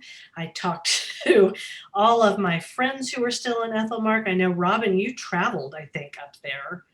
And, you know, a lot of people worked on the Rapier community in Ethelmark to try to help build that ethos. It's still not what it is in Ansteorra, because it can't be, because it's not Ansteorra. But I think Ethelmark probably comes closest. I can't speak for Outlands. I haven't been able to go to enough events to even understand if that's a thing. I think it's possible based on the folks that we have interacted with. But going back to the original question, it goes back to, you know, how Gia put it is exactly how I think of it, is that romantic love. I mean, Maire, you have the picture of the accolade. That to me is the exemplar of romantic love, of the queen bestowing knighthood on a young man. And it is not sexual at all. It is but it is romantic. And that Victorian romanticization of knighthood and queenliness. And that is, even though it's post-period, that is really a lot of what shapes how we think of the queen in Ansteorra. And that's what I tried to bring as a queen. But going back to as a fighter, I would say it's a double-edged sword. To me, you know, it's I'm looking up to you as, you know, as my role model, going, you know, think of, you know, the 8-year-old looking at, you know, Eowyn taking off your helmet, you know, that, you know, or, you know, looking at Galadriel at her mirror. And I mean, that's really, you know, being so impacted as a child. That's the thing, is I grew up, even though I wasn't encouraged to be like an athlete or anything like that, I still had in other ways very strong female role models. And so the idea of looking up to a woman as being in charge, as being an authority figure, that was a big deal to me as a child. So it was, to fit into that cult of Gloriana was not an issue at all as a fencer. After I became queen, I became a little bit more, let's just say, judgmental of how the queens reciprocated that love. And if I didn't feel that they reciprocated that love in a reasonable manner, then I was not always happy, but I tried to keep my mouth shut. But to me, it's a two-way street. You know, you give that love to the queen, and she gives that back to you. Better give it back to you. Yeah. I've seen that. There have been so many great examples of queens. You've mentioned, in the early days of Ansteorra and Rapier, it was the queens who saved us. It was because we made the queens feel special that the queens then turned to the king and said, "You will not forbid this. You will not write this out of law. You will allow the fencers to continue to exist." And queens saved us, and they continue to rescue us. We've been in situations where we went to Ansteorra and we were having a great time fighting Rapier with our buddies, our allies from the east. And halfway through the war, someone said, Ansteorra has to switch sides because we don't have enough warm bodies fighting for, the west or the mid. And the queen would say, "You may have all the Ansteorran fighters, but you may not have the fencers because we are having fun playing with our buddies from the east." Yeah. And that's one of those examples that happened during Sonia's reign. And I've seen queens frequently step forward to say, "You will not mess with my fencers. You may dump on the rest of the kingdom all you need to, but these are my people and I will protect them." And that is an important part of it. So again, it's not about like, oh, I have to flirt with the queen the way Dudley flirted with Elizabeth. No, the queen is here to shepherd the fencers and make sure that we get to shine. And then we in turn help her to shine and stay hydrated and have an umbrella over her head and a chair to sit on and a pocket full of quarters so that she can pay people to pull pranks. It's really important that the queen feels special. And I have one more example of that. So this is a story that Julia has told me, and it's a very important story to her. When she was queen during like one of her last reigns, so it wasn't like in the 80s. This was her last reign, and so 2002. Yes, yeah. And so she wanted to process into Penzance Great Court, and they were like, "Okay, you're limited on who you can bring with this." She's like, "Okay, fine." But they wanted to tell her she could not have her queen's champion because he was a rapier fighter. And she's like, "I will not process, then I won't be there." and I don't know who it was, but it was another king of like either whoever was one of the principals at the time, looked at her spouse and said, "Are you gonna let your woman say that? Like, aren't you gonna do something about your woman?" And something along those lines. He's like, "If she says that's the way it is, that's the way it is, and we're not going to be there." That's right. And she processed with her queen's champion. So I'm straight.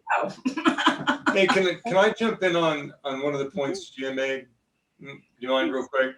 So Gia, you made a point about, and then other people have mentioned it too, about the idea of the Gloriana and the romantic love.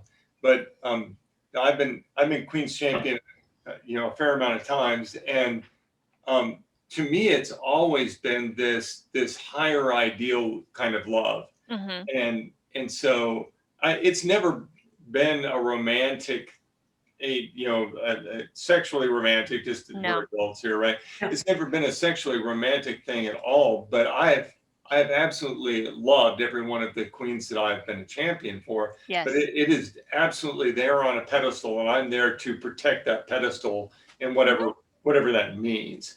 And so, to your point, Gia, I don't see it as anything other than some sort of a higher ideal love. I can't remember what the term is, but neither can I. And I agree with you, though. And when I say romantic, I'm not thinking about like dating romance.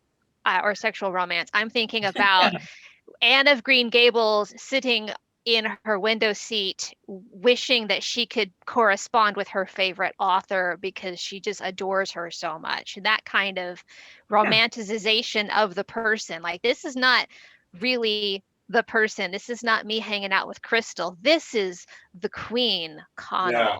Exactly. And I would say, kind of the Lancelot Guinevere thing, but you know what a whore he was. Yes. Well, I think of the Victorian era romantic period of art and literature. Yeah. And it was called the romantic period. I mean, it really was. It's the idealization. And I don't think you need to be, it doesn't matter if you're male or female. It's the idealization of the concept.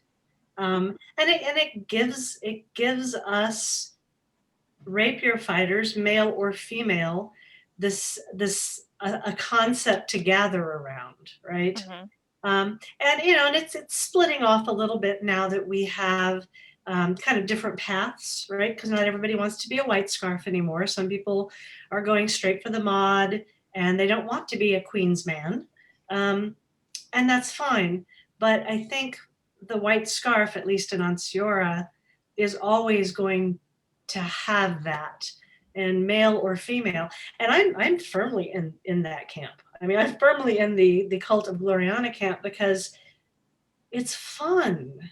Yeah. It's beautiful. I don't care. And even if the queen is not one of the queens that, we want,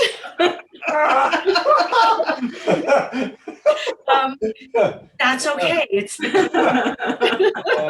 I totally get it. Well, and yeah, exactly. And I think also, I wonder if talking through this with everyone, I wonder if this is really, the human experience, the human drive to belong to something bigger than themselves. Yes. I think something that I'm trying to think of a good mundane example. I've been thinking this whole time, what is a good mundane example? And it kind of finally came to me that there was a time I was working at a gardening center, and I looked up from my post at the cash register, and there was a very, very familiar person walking across the parking lot coming to the store. And I thought, wow, I recognize her from somewhere. And then suddenly a bunch of girls rushed in from the nursery, and they hid behind me at the cash register, and they said, Ann Richards is here. You have to talk to her. Yes. And so I went out to the garden center. I'm the cash register girl, and I'm out there talking to Ann Richards about drought tolerant native grasses that are also ornamental and will reseed, and what kind of plant food they do or do not need, as if I know what I'm talking about. And I go home, and for the next year of my life, I'm like, Ann Richards bought Gulf Coast muley from me. I sold a native grass to Ann Richards. And this to me is like the queen gave me a token. I got to hold the sword for the princess. That's the feeling. If there's anybody here who's not from Ansteorra, I don't know who Ann Richards is. Yeah, Ann Richards was our governor. Oh, she was the sorry. Oh. Yeah. Oh man, I know, but that hair. So she was the governor of Texas at a time when women just didn't do that. Yep. So she was awesome. Anyway, I think it's still on PBS. Maybe. Yeah. There's a the TV version of the Ann Richards play. Mm-hmm. I can find it. Go, just go. If you have to leg it through YouTube, do it. Okay. This was like so star power walking through there. It was a big deal. Yeah. Okay. Oh yeah. Admittedly, I was only in Texas for 2 years, and in the late '80s. But yes, Ann Richards. Wow. Yeah. Okay. Yeah. So- Our next question for the panel is: have you witnessed any pivotal moments in the history of Rapier in Ansteorra? Yes. And over to Elizabeth. And that question is for her. Unfortunately, I was not there when Tyvar didn't get a scarf. And if you don't know what that story is, we'll tell you later. But I have seen every other remarkable thing up to now. I don't know. Yeah. But I don't know what they are. So as I mentioned before we got started, there are 27 boxes sitting in Houston that are the records of my office. I have never seen them. I'm in Tulsa.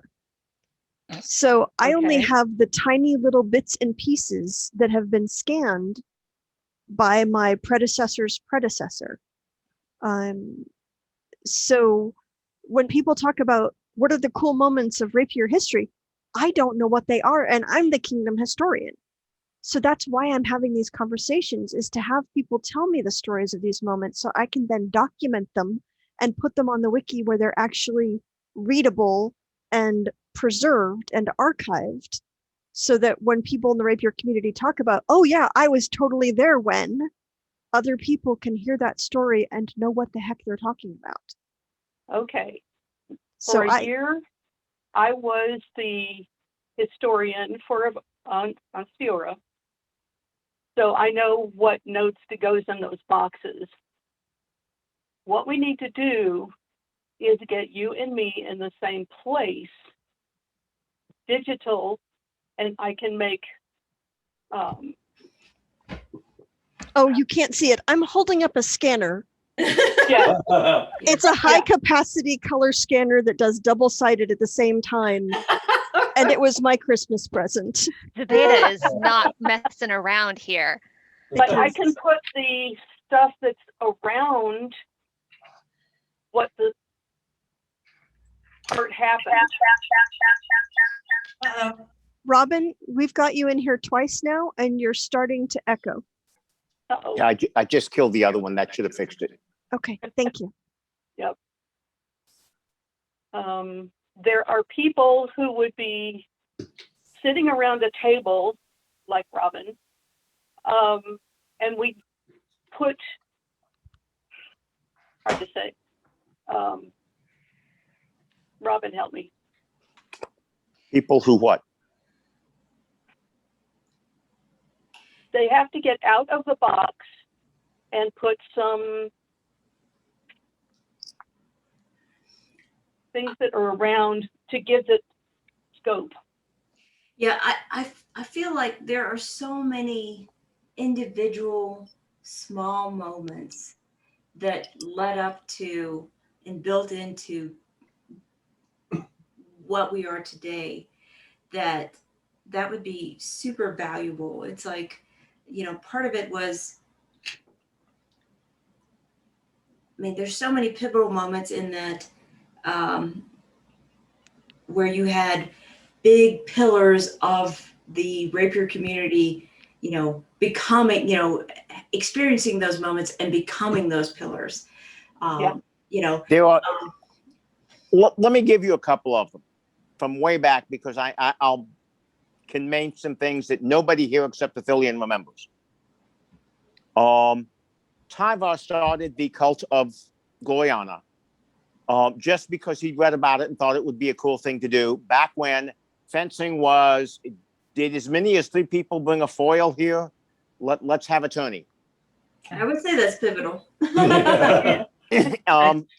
And okay, we've had our tourney. Now what? Well, we're not really part of anything. I say we. I'm not active yet. I went to one Borneo meeting and said I want nothing to do with these losers. True. But he was coming up with something else to do once your little fencing tourney was over, because we weren't really part of anything else. And so let's go up in court and swear an oath to the Queen. And one of us will stand behind the Queen in court. And by one of us, I mean one of the Legion members, somebody who swore the oath. It was 89 before some Queen said, I want just the white scarves doing it. I stood behind the Queen for years before I had a scarf. But the Queens listened to it politely. And, you know, back when courts were 5 or 10 minutes, adding an extra 2 minutes didn't matter that much. They didn't care. They listened to it politely. Willow cared only because Willow, as Queen of Aethelyan, wanted anything with flair. Spectacle. That's all. Yeah, spectacle. Yeah. Spectacle. Big on the spectacle. Exactly.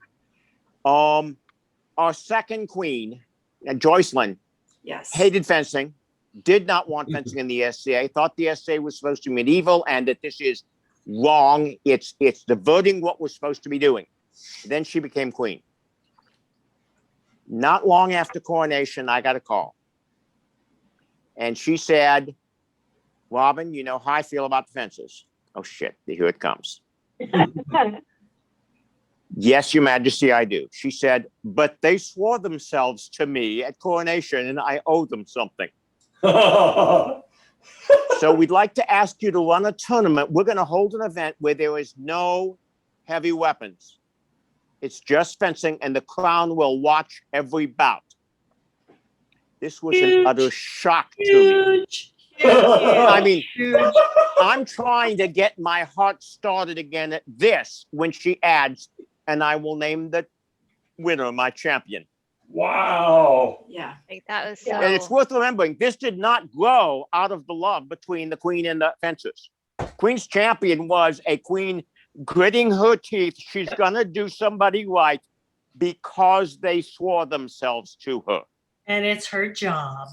Yeah. Mhm. Yeah.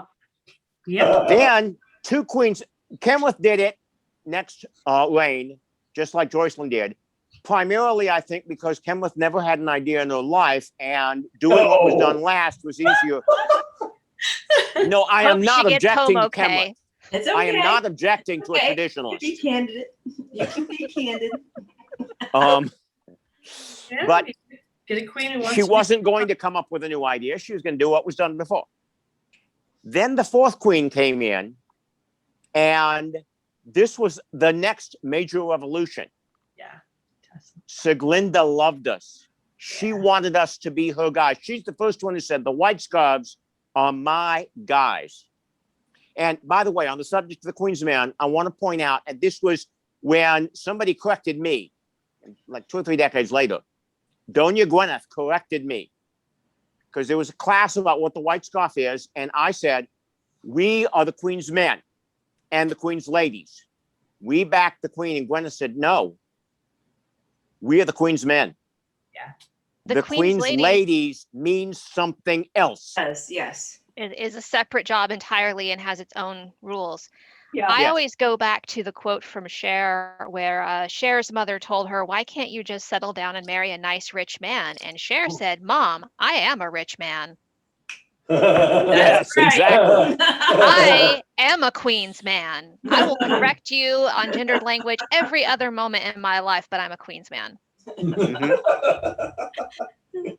Because So, it does mean Dana, maybe we should go ahead and get back on the subject of Lady Rapier.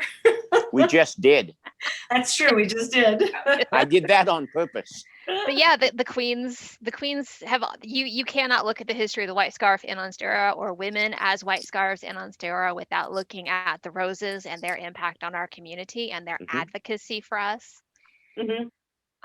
It's been critical. I think a lot of that had pivotal moments. I've seen it from being close to certain queens and being, having a lot of access to queens champions. So I've seen a lot of things from behind the scenes. And one of the pivotal moments, I will say, or a lot of the pivotal moments that I would say are actually behind the scenes that you would never know about. Like, I know that there were times where, certain crowns had thought about, let's get rid of Rapier. And it's been the queens who was like, no, we're not doing that. There have been periods in other kingdoms, like say Trimaris, that have had a long history of Rapier, where well into the 90s, well into sometimes I think even the early 2000s, where they were like yes or no on Rapier in general. And that, because of our history and because of the conversations in private or in circles, that has always been nullified. Once we went Rapier as a mainstream activity, it was maintained, but it wasn't maintained because somebody made a decision in 1975. That has been maintained over the years until we get to, I would say, into the 90s, or maybe like late 80s. Mhm. Probably can speak to this more, and certainly Aethelyan. But there were a lot of these behind the scenes conversations that happened that, well, if you didn't have that strong relationship with the queen, going back also tying to the cult of Gloriana, that things would have turned out differently. And that's why I think in other kingdoms, Rapier has struggled. And There was an additional point on the original question, which was significant moments. I have to say Avery as a significant moment. And it was specifically Avery as general of the Ansteorran fencing army. And he, up to that point, I believe, and somebody here can correct me, but my understanding was that we had a general sometimes, and a lot of times it was Keen, sometimes it was not. But we had a general of the army, and that was the heavy guy. And then on the side, there was a light weapons guy. And then when Avery took over as general of the rapier part, he was an equal participant in the entire, and I'm talking about for Gulf War, for those of you that know, but when he took over as general for that, I think that was a significant moment in making Rapier its full and autonomous equal partner to heavy at Gulf War. That was a valid. And please, I'm open for discussion or disagreement on that point. Yeah. I think I would have said it was equally true of Robert a few years earlier. Yeah. But it wasn't in between. Okay. I think it's and there, I don't know who it was, but I'm sure that the first princess or queen, whoever it was, who decided that they may not be a fighter, but they're going to learn to fence so that they can be in the Legion at the next war. Whoever was that first royal who did that was probably very pivotal, because now it's become almost a tradition. We try not to shove fighting down the throat of anybody who does not wish to be a fighter. If a queen is not into getting hit by swords, that's perfectly fine. We will love to have her cheer for us from the sidelines, but having a queen on the field is a really special experience, and not a lot of royals from other kingdoms feel that kind of cultural acceptance to just be like, I'm not going to be a real fighter, but I want to pretend to be one for 6 months or whatever. And sometimes they really are real fighters. You're out there, you're sweating, you're a real fighter. The first queen who fenced as queen. Yeah. This predates Gulf War. Yeah. And she was a real fighter because it was Sir Sif. Who? Sir Sif. Sir Sif. Put on rapier armor as queen. And she was the first who did. Do you want to know what got me rehabbed 6 months earlier than I would otherwise have been rehabbed? Vlad won crown. Mm-hmm. And I was damn well going to take the field with the Rapier army at Penzance. I was not queen at Gulf War, obviously, and that was way too earlier in my rehab. But I worked my ass off so I could take the field with the Rapier army. You had so much fun. I did. It was so much fun watching you have fun. I would say one of the outplay pivotal moments for Rapier would be when we started having the rose tourneys, especially the rose tourney at Gulf War. Yep. I wasn't actually part of that. Maybe Maggie, Margaret, you could speak to that, because that was that first one. I wasn't there at the first one. It kind of morphed. The first one was actually, I think, Kaylee, and she hosted it. And then the next year, I don't know. Octavia and I think kind of ran the first, I don't know, 3 or 4 or 5. But it was just after the first one. I mean, we had Rapier fighters coming to us and asking, "Are you going to do it again? Are you going to do it again? You're going to do it again, right? That was a great tournament. You should do it again." And we had roses from other kingdoms asking if we were going to do it again. So of course we're going to do it again.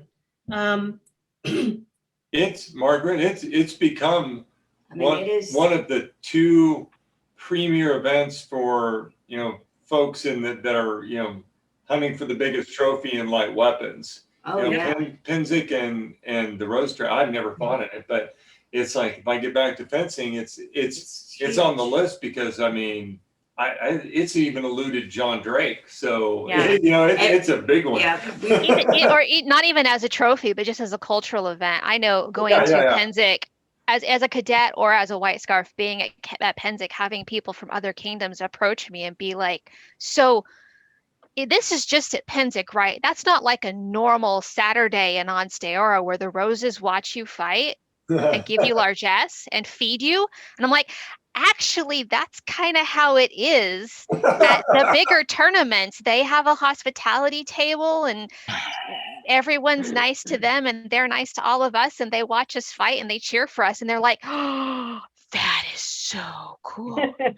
When I was queen the first time back in 2003, I went to Australia and I watched one of the Rapier tournaments, and the Rapier fighters came up to me and thanked me because they thanked me for spending my busy time as queen watching them fight. It was a huge deal. And I was like, I wanted to cry. I was like, I feel so sorry for you. There's another Roses tournament at Penzic that is run by Atlantia, and in order to enter, you must be sponsored by a Rose. And she has to be there.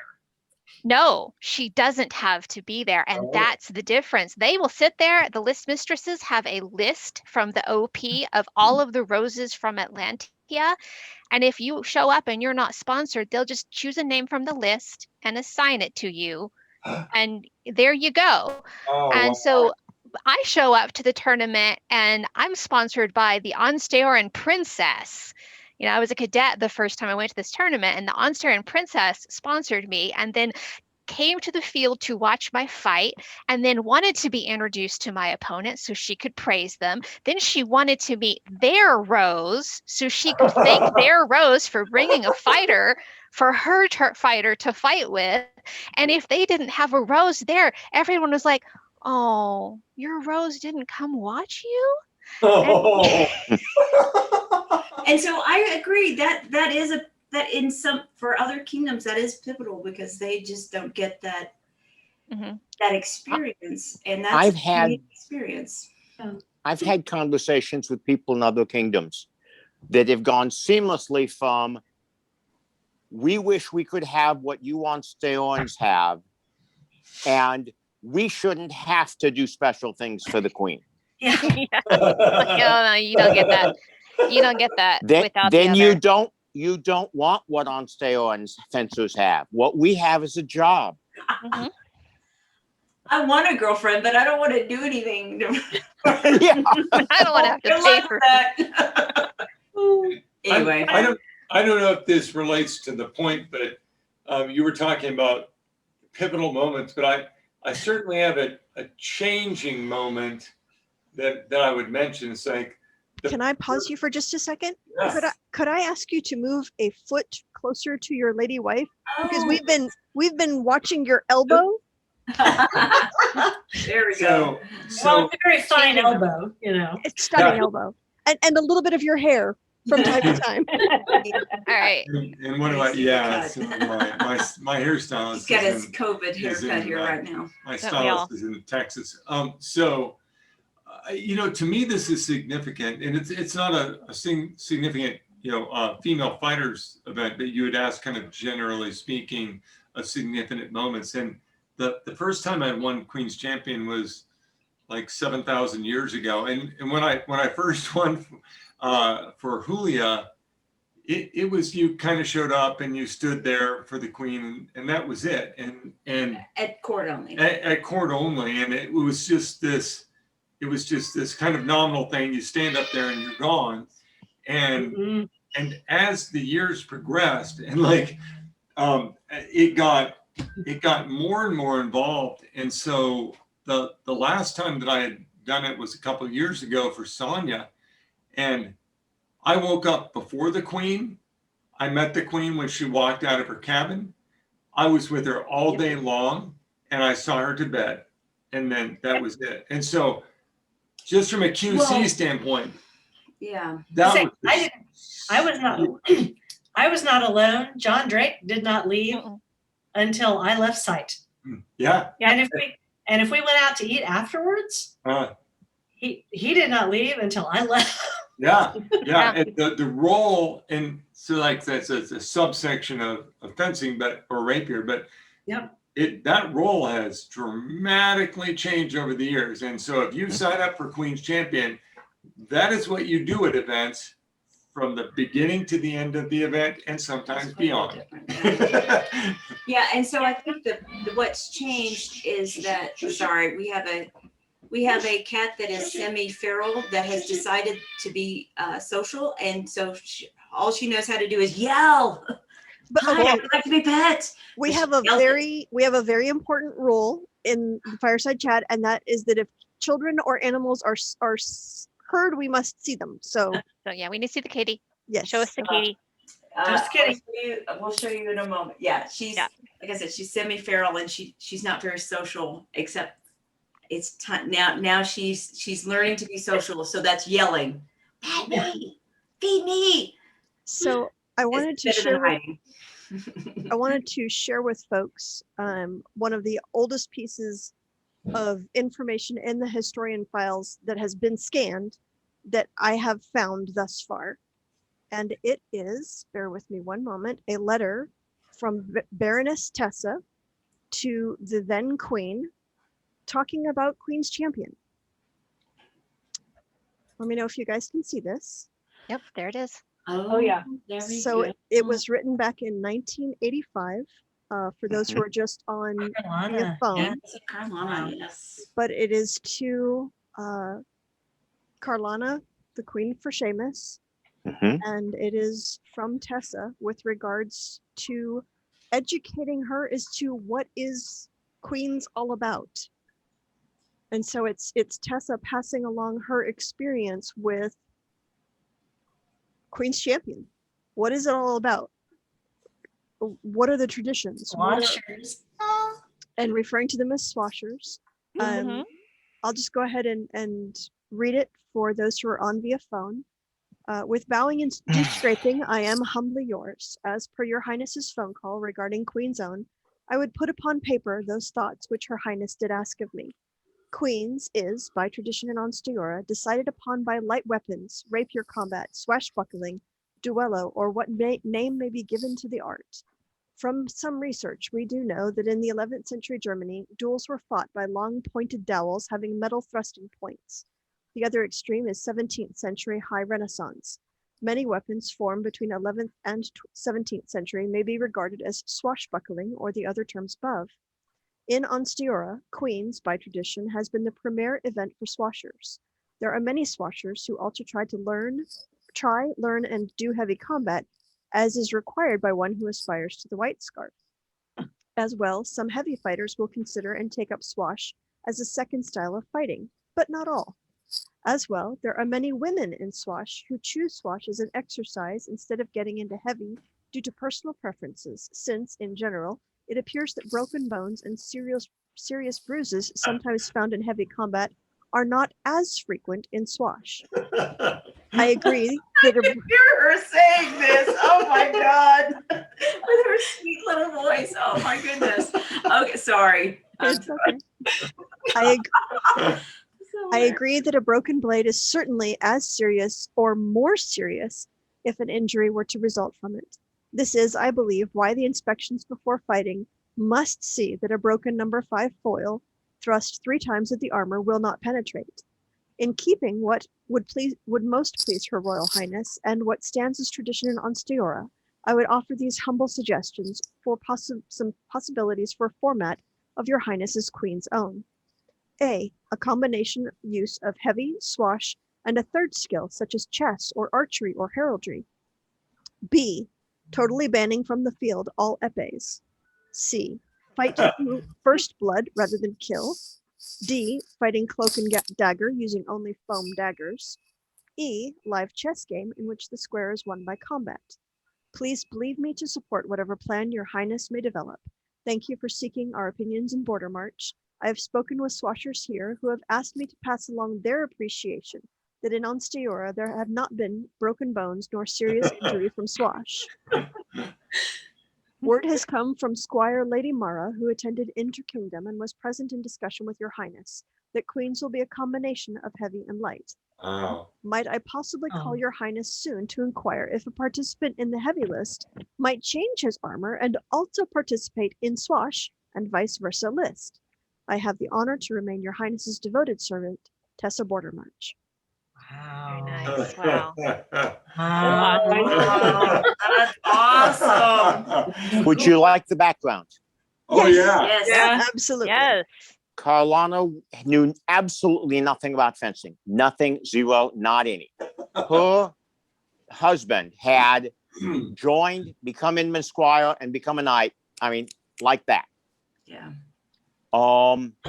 She was planning to have, she was thinking about having fencing. She wound up in the first reign having just a heavy champion, no light champion at all. Therefore, in early 86, Don Eldrick and Mistress Zenaida decided to hold a big fencing tournament anyway, because the Kingdom's fencing tournament didn't happen. And that's the start of Guardian of the Gauntlet. Because in Carlana's first reign, she did not have a rapier champion. She had a heavy champion. In her second reign, she had both. Now, Nice. this reminds me of a remarkable thing. Tyvar fought on the, I'm sorry, it's having trouble talking, on the heavy field to show that the rapier people aren't just wimps. Yeah. Mhm. Yeah, there were a lot of fencers who switched suits just to prove that, hey, we know what we're doing. We're not just poofs. We actually know how to fight. Yeah. That was in 1977. Yep. Wow. Yep. So I first fought heavy purely for political reasons. Fencers are people who are afraid to be hit. Okay, hit me. We done? Mhm. It was years later before I started enjoying it. So when I started in the early 2000s, there was a joke going around the northern part of Ansteorra, and it was, what do you call a heavy fighter that also fights rapier? A fighter. Your Grace. Yeah. So There you go. I've been sitting on an Aethelyan story, and I'm gonna Oh, dear. leap in there.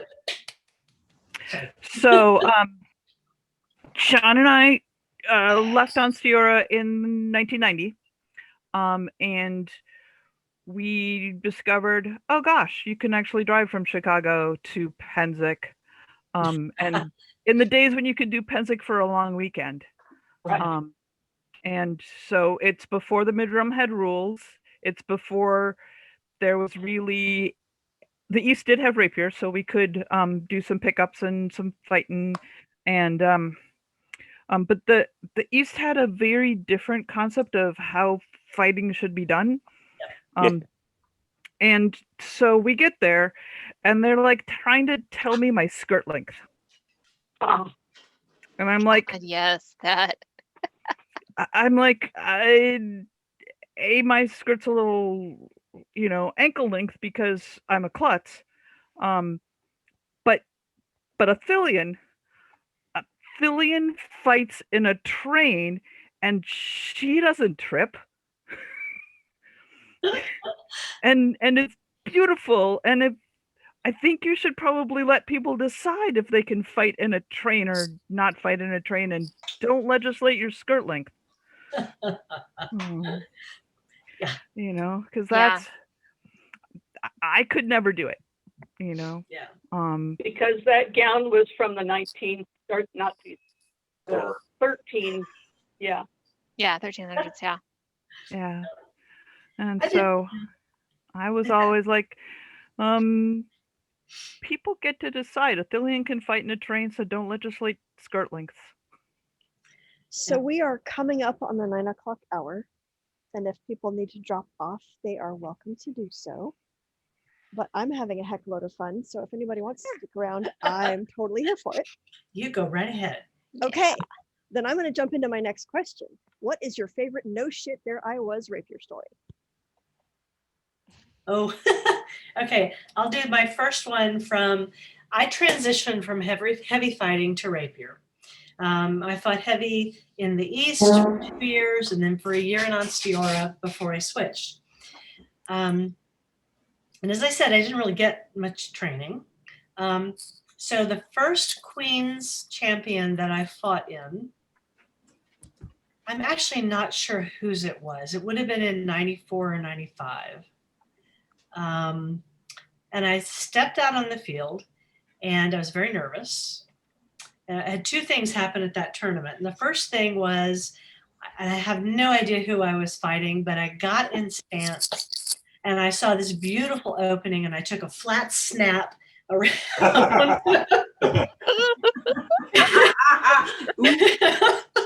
It went, conceded the fight and they wouldn't let me, but it was like, I was so embarrassed.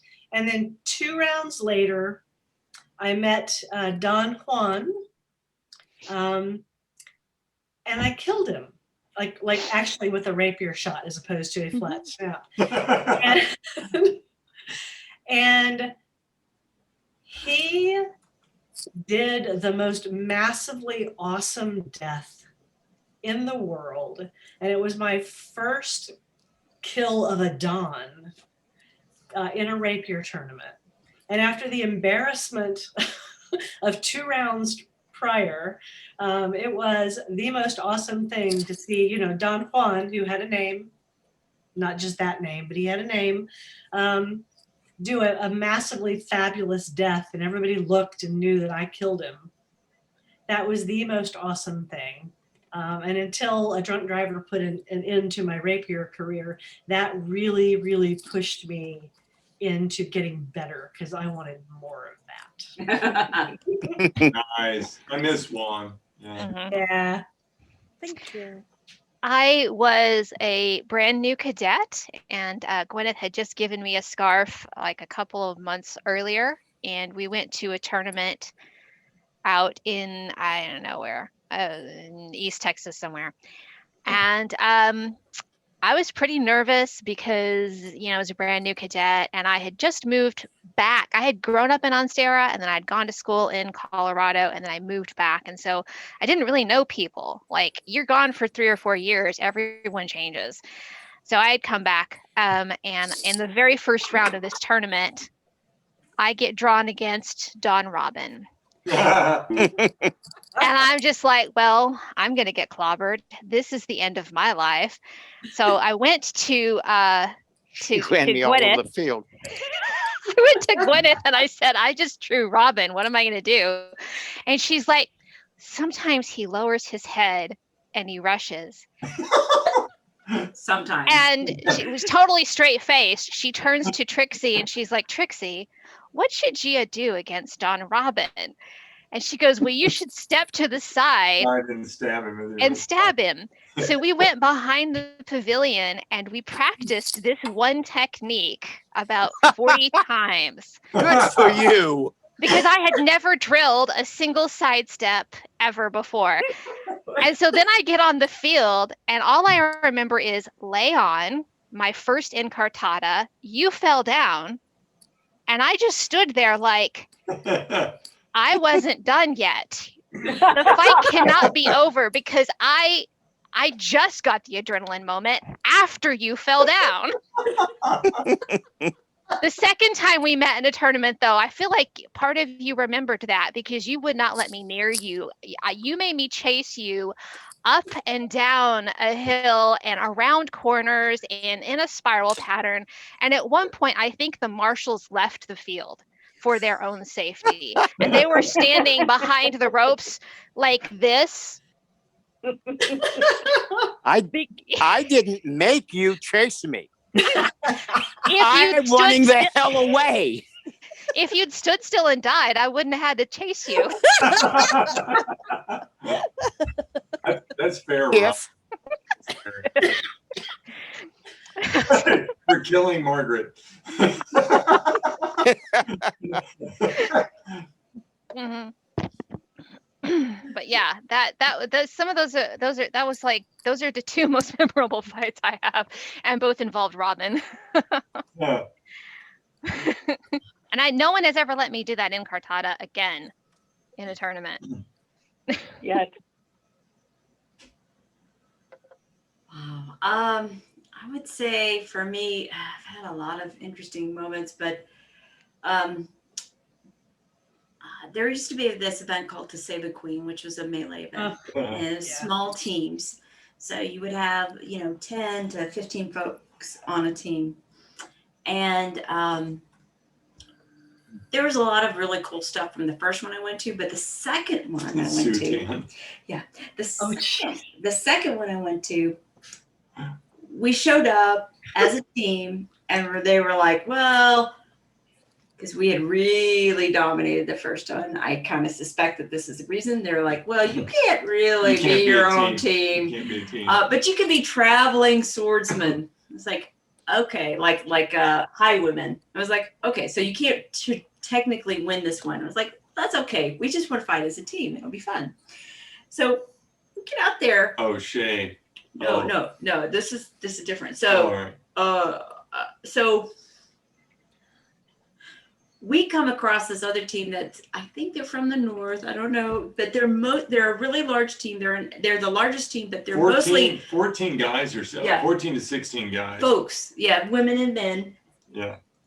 But most of them are brand new, and so the way we do it was like we would partner up, even though we were online and on a team. So I would partner up with this one person his name is Larry. He's very tall. And I was really good with defending, and he was really tall, so he could kill. And so we would partner up.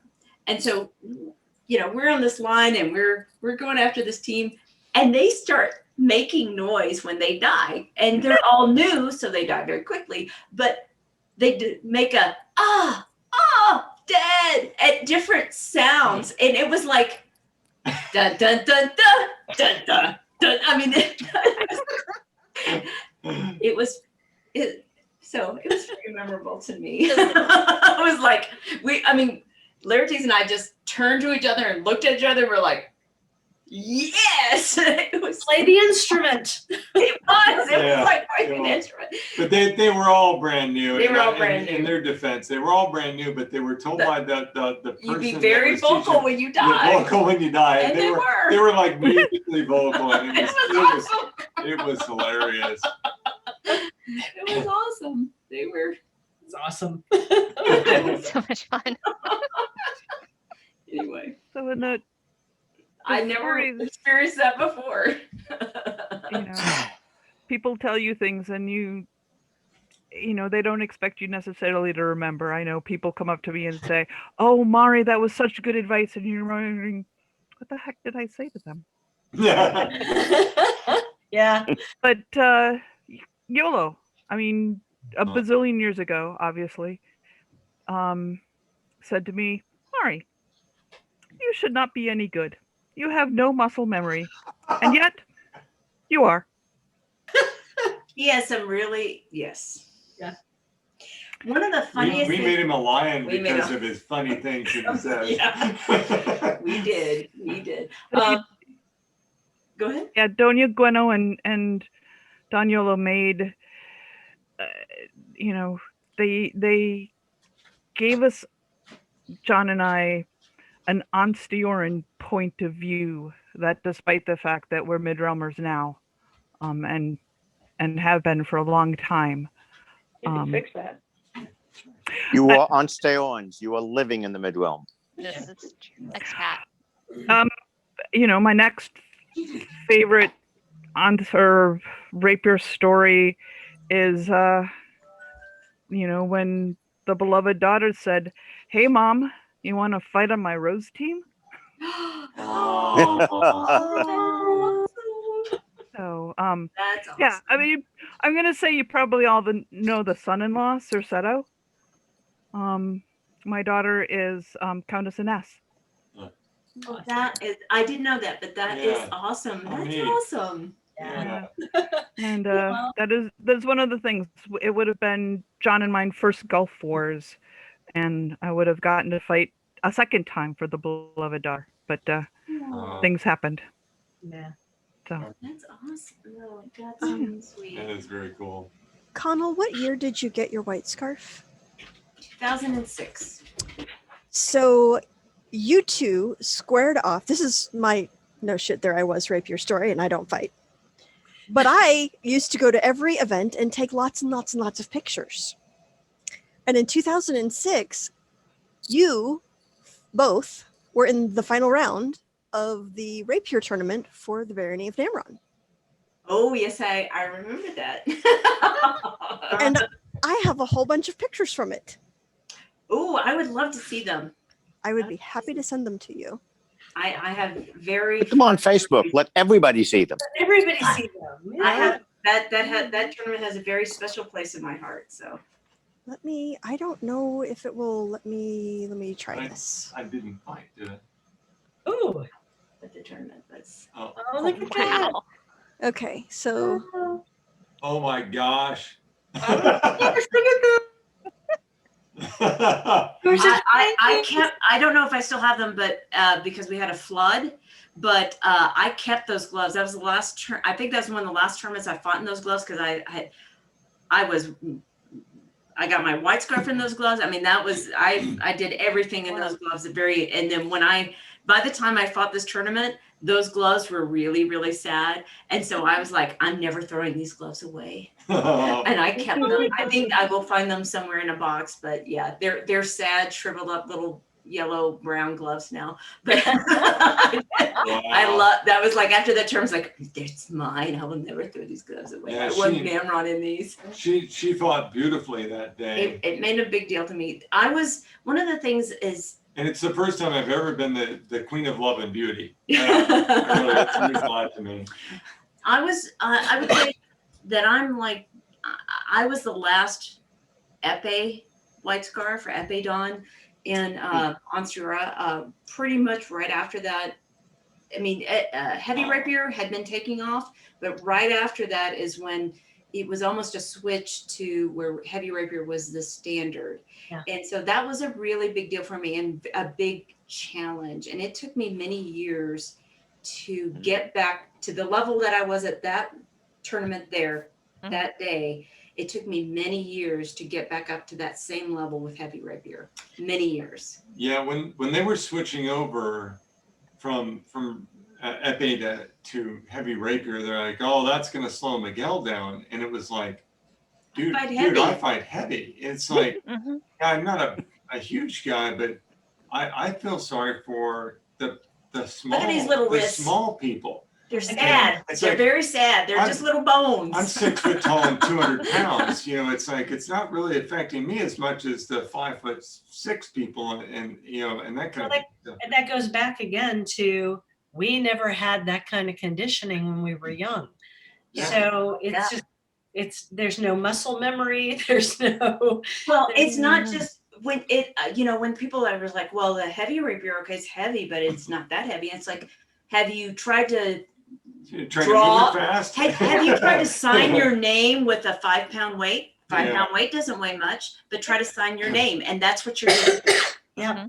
Or a 3 pound weight. I fought with foil and I fought with épée and all the other ones, and it's like my favorite was épée. I know, like going back to the beginning, it was like it's kind of dangerous, but you were lightning fast, yeah. Yeah, I was pretty darn fast with it, but now it's like, well, I don't know how people Conall size and smaller can do it at all. I had to relearn. I fight very differently. I had to relearn my technique and everything. She bought a special sword to help Aurora. Well, that's what I'm doing now is because I'm going to fight again. I've bought a sword, and it's 40 freaking inches long. When I was fighting back in 2011, 36 inches was a long. Yeah. Oh yeah, even a 42-inch épée. The weight and all that's should no different 2-inch blade. Yeah, so I've bought a new blade, I've bought a new dagger, I'm doing all kinds of weight training and stuff. It's not easy. Just that extra 6 inches of length and 2 or 3 pounds of weight. Yeah.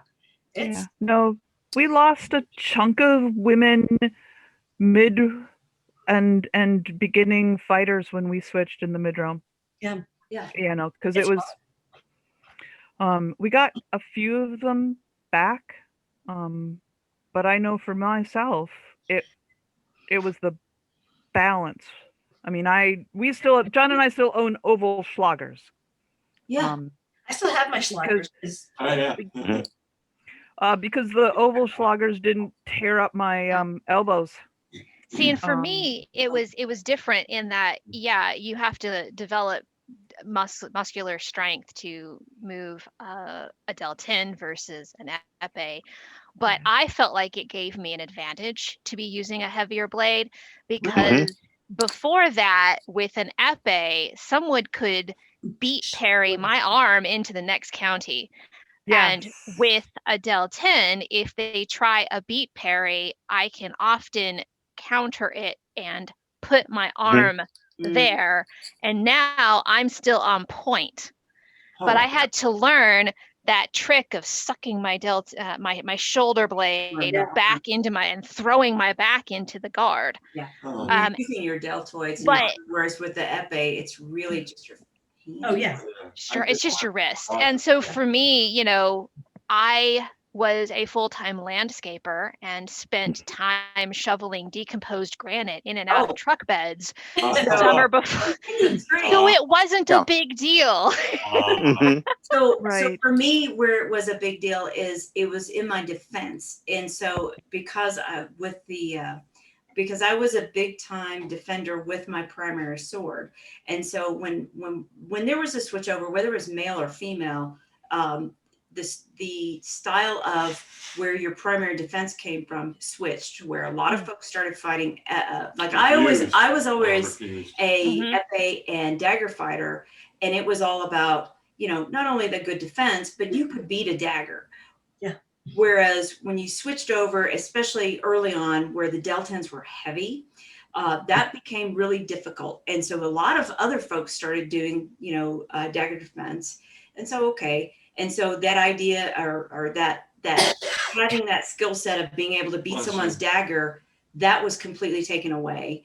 And then also when it came to defending with your primary sword, because it was so heavy, a lot of men didn't do it. And so where I got a lot of the refused stances. Yep. And so what happened is where I got that experience that you were talking about, Gio, was that I would try to do a certain type of parry, whereas, you know, in epee, it's like I do this little thing and my tip moves a little bit and the rest of the sword is fine. And I've moved my opponent's sword out of the way. Well, what would happen is that I would do that same thing, but then my tip would just be way out of the way and be so open. And I can't tell you how many times I actually got, because I was expecting to have moved my opponent's sword, I actually ran onto my opponent's blade because that crap did not work. Yeah, no, it was definitely a huge adjustment, and we were all going through it kind of at the same time. But that's when I became a footwork dominant fighter, because it was easier for me to move my feet sideways than to shift that stupid sword. That's what Degrassi says. Yes. Yeah. And so I'm just like, this is my hovercraft and it just hangs out here and then Oh. I move around it. Oh, nice. Well, and you were talking about using your lat. Until I started really just stopped fighting, but just training my body to build up those, because it's not just the big muscles, it's really all of these, you know, these stabilizers muscles. Yes. And that's the thing, especially as a female fighter, that those things are so like paper damn thin. And so I got a lot of like wrist and elbow issues because I was trying to deal with something much heavier than I was used to. And those supporting muscles are like, no, I don't think so. Estrogen loosens ligaments, everybody. It doesn't matter what gender you are or began or were assigned at birth. Estrogen loosens your ligaments. And this is why pregnant women dislocate their hips. And this is why girls who are going through puberty all of a sudden get tendonitis and sprained ankles when they were always really athletic before. And so, of course, as adult women, we're more prone to ligament injuries and tendinitis and things like that. I did not know that. That is interesting. And but that makes total sense. And I know we're past the time, but there were two issues. Zubeda, this is your show, but I had two questions. I am not going to stop a story. Okay. So this is more questions, and I had two questions, and in no particular order. The first one was, originally someone on the call, I missed the name, from out of Kingdom, had mentioned that they really wanted to know about the White Scarf Treaty, which is why I pinged Robin. But, so Robin or Aethelyan may speak to that, especially early on White Scarf treaties. So because that was pointed out early on, and I didn't want it to be ignored.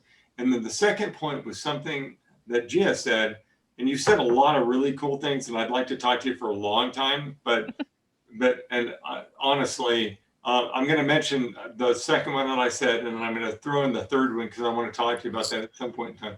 But the second one has in regards to the story you were telling where you killed Robin, and then your adrenaline kicked in. Because that is the difference between male and female for sure. Because for me, it's like they say lay on, and my adrenaline's like at 9,000%. Yeah, and my adrenaline shows up after I've started my bout. And so let me talk about the adrenaline real second, and then we'll go back. Right? And so adrenaline wise, so you were talking about, Gia, where, you're like, you come back and the first person you fight has to be Robin. So when I first started fighting at tournaments, I almost always drew mouse. I don't know why, but I almost always drew mouse. And because I'd never been in that experience before, I didn't understand why all of a sudden I felt weak and I wanted to vomit. And it took me many years, not days, not months. Nope, years for me to figure out what was going on as my adrenaline would spike and my blood sugar would drop. And so I had to develop a structured warm-up routine for me that was very different than all of my male counterparts, because they're like, okay, I don't want to get tired before I fight. I just want to do a little bit of point control and then work, and I'm ready to go. And me, I'm like, I need to fight until I get a little tired, and then I think I can be okay. But it's like it spikes, and I have to do something to level it off. I cannot focus visually. Because when your adrenaline spikes, your pupils dilate, so visually you can't focus. You're and for me, my blood sugar would drop. I would get super weak. It was terrible. Yeah. And it took me a long and she'd time. get grumpy or emotional or whatever. It took a long time to figure out what was going on. And so the third point, Gia, that I'd like to talk to you about at some point in time, maybe in a future edition of this. Zubeda, these are fantastic, and I have all the respect for you for doing this incredible from John's stuff on. But so along those lines, I have had a couple of male students who went on to be White Scars and Masters and stuff like that. And I suck at training women. And so I just feel, honestly, I'm terrible at it. I can't teach Conall. We're a couple, but that's one issue, but I've tried to teach others and I'm just terrible at it. And to go back to some of the stuff you had said originally, I wish I had had this exact conference online 15 years ago when I was trying to teach people, because there are just a lot of different nuances. Like people were talking about the kinesthetic approach. One of the things, Marie, I wanted to talk to you about, or Gia, was that you had talked about, well, if you're training like a static set of things, which I do, which everybody knows, who's tried to learn anything from me, I go through this standard approach that seemed to work pretty well for me, and it just doesn't work for everybody. And I wanted to, and this is a separate topic, I'm just mentioning it so we can get back to it at some point in time of what a crappy teacher I am. But it's how do you recognize stylistic differences in how people learn early enough so that you don't screw them up and teaching. I have a guy who now is like this famous guy out in the SCA, and he hates me because when he first started, he sucked, and I told him that. And so and it was like, and he did. He just absolutely sucked, and I told him that, and it's like he's been bitter about it ever since then. And I thought I was helping the kid, and he still hates me with a vehemence. And it's so how do you? And so I'm throwing myself under a bus here, but it's like, oh my God, it's been like 20-something years, and the guy just freaking hates me. Well, that's different, but I But, mean, but the point is that he had a style, and I was trying to teach him out of the terrible thing he was doing, and he didn't want to get trained out of it. And so And people have different communication needs as well. Like there are students where you can drill sergeant them and say, what you're doing is dumb, quit it. And that motivates them. And there are students where that doesn't work. Yes, recognizing someone's learning mode is a challenge, and it is a conversation that you have to have almost subliminally with them, which you and I can talk about later. I would love, we can take it offline because I suck at it. That's exactly what they want. They want that painful bluntness, but most people don't, because that's demotivating. And I'll tell somebody something. I am like that. I'll tell somebody something. Don't demotivate me. Like 5 times. And then Brendan or Ingve will tell something, the same thing that I'm telling them. And they're like, oh, I got you. And I'm like, what the hell? So it's like, I've been telling you that for like weeks. You know, it really is. And a lot of it's communication styles. And I mean, I actually, you know, when I went back to school and went back to college, I took a lot of communications classes, which have been great because I negotiate for a living. But there's a lot of subliminal little tiny tells, and really it's all about communication. And then when you see that what you're communicating is what you're trying to communicate is not being communicated, you have to try something else. I often start by asking people about their history. I will be like, what did you do before you got interested in fencing? Were you a dancer? Were you a musician? Were you a bookworm? And what they tell me, helps me down a path. Okay, who was your favorite teacher, and what were they like? And what did they do that was different that made it a great experience for you? So if they're like, I was a ballet dancer and my favorite teacher would move me into position. Okay, you're a kinesthetic learner, but I can also use terms like I can tell you a stance is a plie with your foot turned, and you will get what I'm talking about. Yeah. But if they say I was a bookworm, I'm going to be like, okay, so first let's talk about your scapula. Yeah. I love what you're doing. Yeah, that's fantastic. Awesome. Yeah. You know, I don't know if we can do another one of these, but I'd love to chat with you on. Yeah, let's do it. We have this belief that we all use the same language, and we don't. I was trying to teach my cadet, Duke Mahadi, how to throw a broadword shot to the side of the face. And we were just not getting it. And I suddenly, the little light bulb went on, and I said, oh, throw an inside edge, but hit with a point.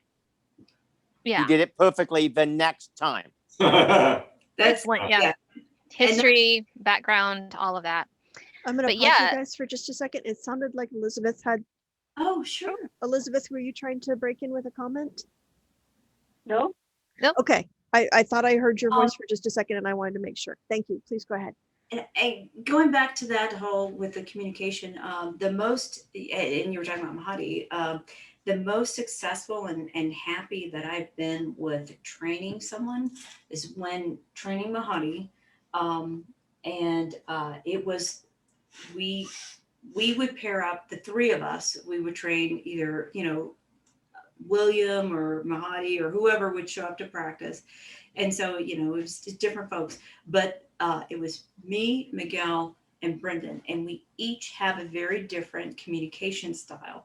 And the 3 of us together, I felt like we did a really good job that either of us could have done individually in getting that fighter to understand what they as an individual needed to get better. And that's, I really like that. So to clarify, that's the majority of the credit to Mahadi's progress obviously goes to Robin, but we're talking about just like trying to break through. to tweak them. And I've been there. My communication style and my learning style is so weird. I don't know. I'm finding out that I'm not the only person who learns this way, but it's crazy. I don't even know how to describe it. But we would have fighter practices where Gwyneth would see that I was doing something I needed to do in a different way. She would tell Aubrey, who would rephrase it and tell Avery, who would then translate it into theater blocking and yell it at me across the field. Yeah. But it took 3 dawns in a row to tell me to put my elbow in line with my sword. But that's exactly Yeah. that's exactly the same for Conall, because I would say something to her, or and honestly, this weirds me out, Robin, but I would say something to her or to Mahadi, and they would not get it. And so Brendan might say it to both of them, and they may not get it. But then Yngve would say at the time, Yngve, now Ingrid, but Yngve at the time would say it to Conall, and she's like, "Oh, I get it." Yeah. And let's move it along to what Conall was talking about. Brendan, I would say something, and Brendan would say something, and then she would say something to Mahadi, and Mahadi would get it. And so, and I thought, Mahadi and I trained in heavy together too. Yeah. So I thought You would think they would be on par, but no. Yeah, I mean, it had to go through the line, and I'd be like, between what Mike and Brendan, Miguel and Brendan were saying, I'm like, okay, you need to do this with your foot, and you need to do this with this back foot, and do this with your knee, and do this with your wrist, and he'd be like, oh, okay. But it wasn't any different than what they were saying, but it took this line of communication filtering for me to get, for each individual to get it, to then get it to Mahadi. And it's not like he was not an athlete. I mean, he was like the super athlete. Yeah, he's a super athlete. And that's a great example, because Mahadi is an athlete, had been an athlete ever since he was probably a child. Because he was like a better athlete than I am. Yeah, I mean, he was a college scholarship athlete. I mean, he was a real athlete. Yeah. And he and I trained together at Inman's, and I thought we spoke the same lingo, but I could not teach him to expand his reach in fencing. She did it. Yeah. Me, and Brendan, and then her. And so I was a short one. Yeah. And so I was like, stop, you're 6'4", stop fighting like a short person. But back to the overall point, which is that, and I don't know who said it, because several people have been talking, but it may have been Margaret. It's a communication style thing, and I think I'm being super clear with stuff, and I think 3 people get me, and so it's how you phrase things and how you approach it. To Gia's point, it's how you approach the logic of it and all that. It's very interesting, very complex, and I still haven't mastered it after 7,000 years of doing this. I think it also depends on your experience. So I normally, when it comes to academic things, I'm normally an auditory learner. You explain it to me, I hear it, and I understand it. And unless it's something physical like geometry, I don't need to see it. But athletic things, because of my lack of experience and my lack of ability to visualize, I need a very immersive teaching experience. Whereas other folks, I think Brendan worked really well as a student for Miguel, because first off, he visualizes very well. And so that's really helpful. Miguel visualizes very well, so that they don't have those two folks don't have that deficit, so they can speak on the same language without having that barrier. And also, Brendan loves, from a mental aspect, he loves a very brutally honest. He wants the most brutally honest description. He has a very, very secure sense of self and very, very well-developed sense of self-esteem. And so he needs that brutal honesty, because it's not going to hurt his feelings. He does not want you to sugarcoat it in any way. He needs you to be harsh with him. So he truly understands the importance. Whereas it took me a while to learn that Glenn needed that too. Yeah. Yes. Some people really need that. I'm the opposite. And that is not necessarily a male or female thing. You see it more in females, but you see it in a lot of males. As I've studied a lot in sports psychology, one of the biggest issues, even with really successful athletes, are folks who suffer with issues with confidence. And so if you just take a hammer to their confidence, if you take a hammer to their ego, then they just kind of crush and fall apart. And it's not, I mean, you could have people who are star athletes and they still have that issue. So it's not just a male or female thing. No. But where it does, get a little bit more that male female thing is, again, when we go back to where women as children were not as much encouraged to be athletic. I think we're more likely to think that we are the problem than, okay, I just need a different teacher. So we're more likely to blame ourselves or drop out than to just go, I need to just find somebody who communicates differently, or I need to ask for a second opinion. That's not something that we are taught to do. Well, yeah. And I love your experience that you talk about where you saw yourself and you knew and you could tell from the video you were hitting people. That has happened to me. I didn't know it for a long time. They were like, my friends were like, I think you hit that guy. I'm like, well, I don't know. He didn't. And after a while, I realized there is that right there. And it's the two part of not just your opponent not respecting you enough to understand that you hit them, but the biggest part of being the confidence of, yes, I have hit you. Hit that. And self-awareness, like sometimes a fight, they yell lay on and they're static and then someone is dead. And I don't remember the fight progressing and wasn't aware while it was happening. It was all automatic body memory and reactions. And I don't have the memory or the visual to go back and rewind in my head and go, no, I think I hit you. And that was so it also, so if you're not an athlete and you are starting to be an athlete, there are things that you're not ready for, like adrenaline is going to mess you up because things that worked well before you had adrenaline don't work now because you haven't practiced it under adrenaline. And anxiety interferes with your short-term memory. If you don't have short-term memory, you can't get long-term memory, and therefore you can't automate your defense. That's really interesting because I have that same issue because he and like some of the folks are like, I remember exactly what happened to this fight. And so I can replay that in my head and know exactly what happened. I'm like, I don't know.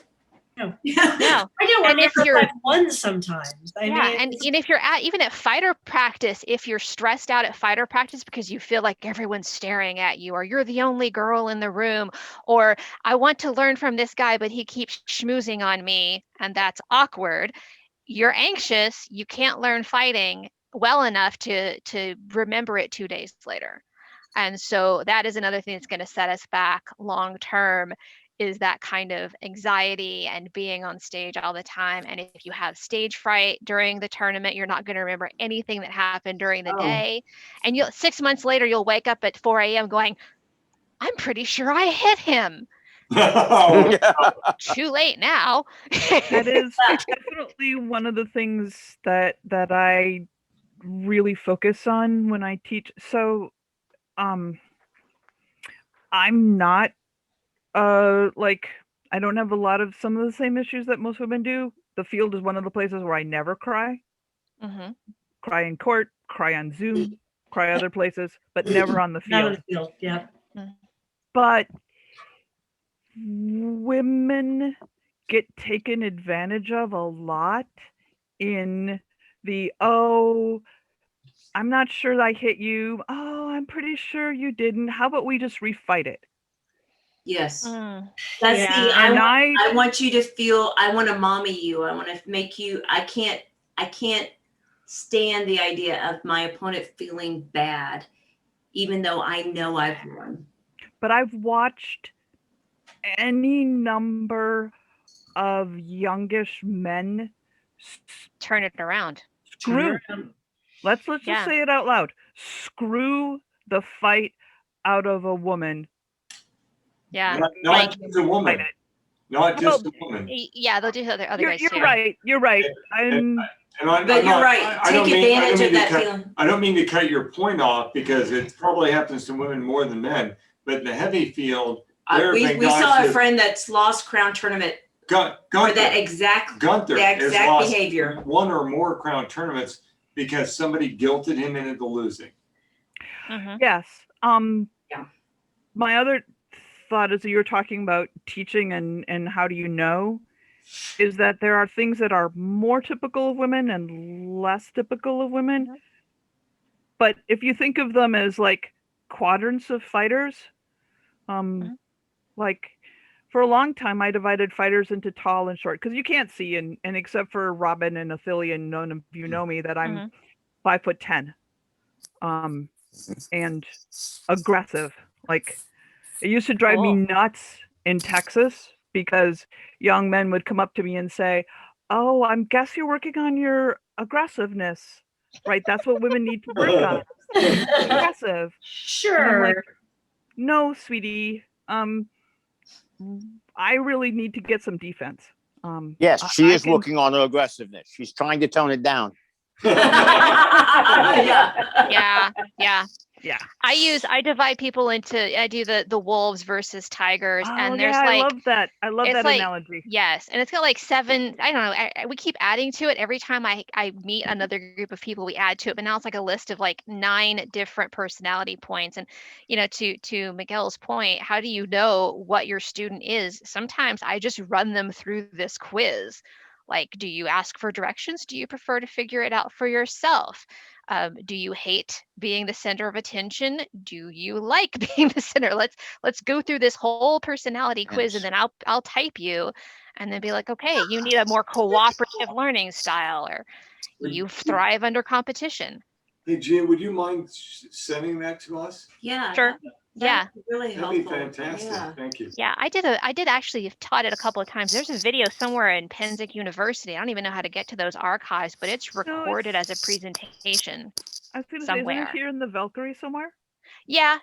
There's I did better. I, as a presenter, had presented it 5 times by the time I did it for Penzic University. So I want you to watch that one.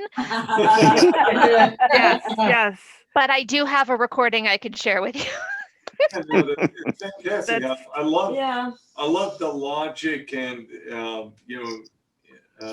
intellectual process that you're following in teaching people that apparently I've not ever gone to the depths to understand. But that would be great if we could get a hold of that, because I can share it.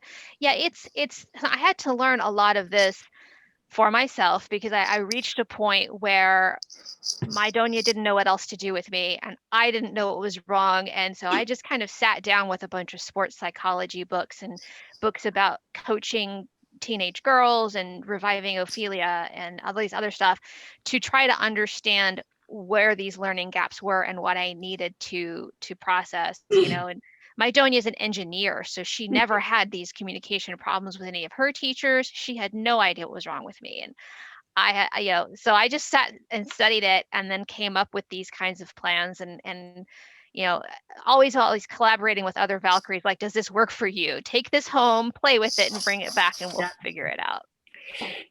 So there's one thing I'm sorry. Go ahead, Robin.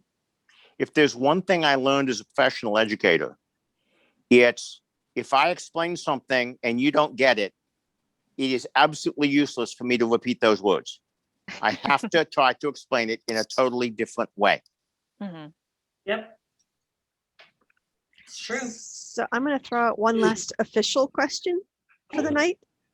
And that is, what do you feel would encourage more women to participate in the field of rapier? Hotter men. I don't think it's participation so much as it is, we get a lot of women who come in and participate. They don't stay. Mm-hmm. So the question is more, what will keep women fighting? Retain women in the fighting. Yeah. Right. Yeah. And that's been a big topic of discussion. And the big question there is why?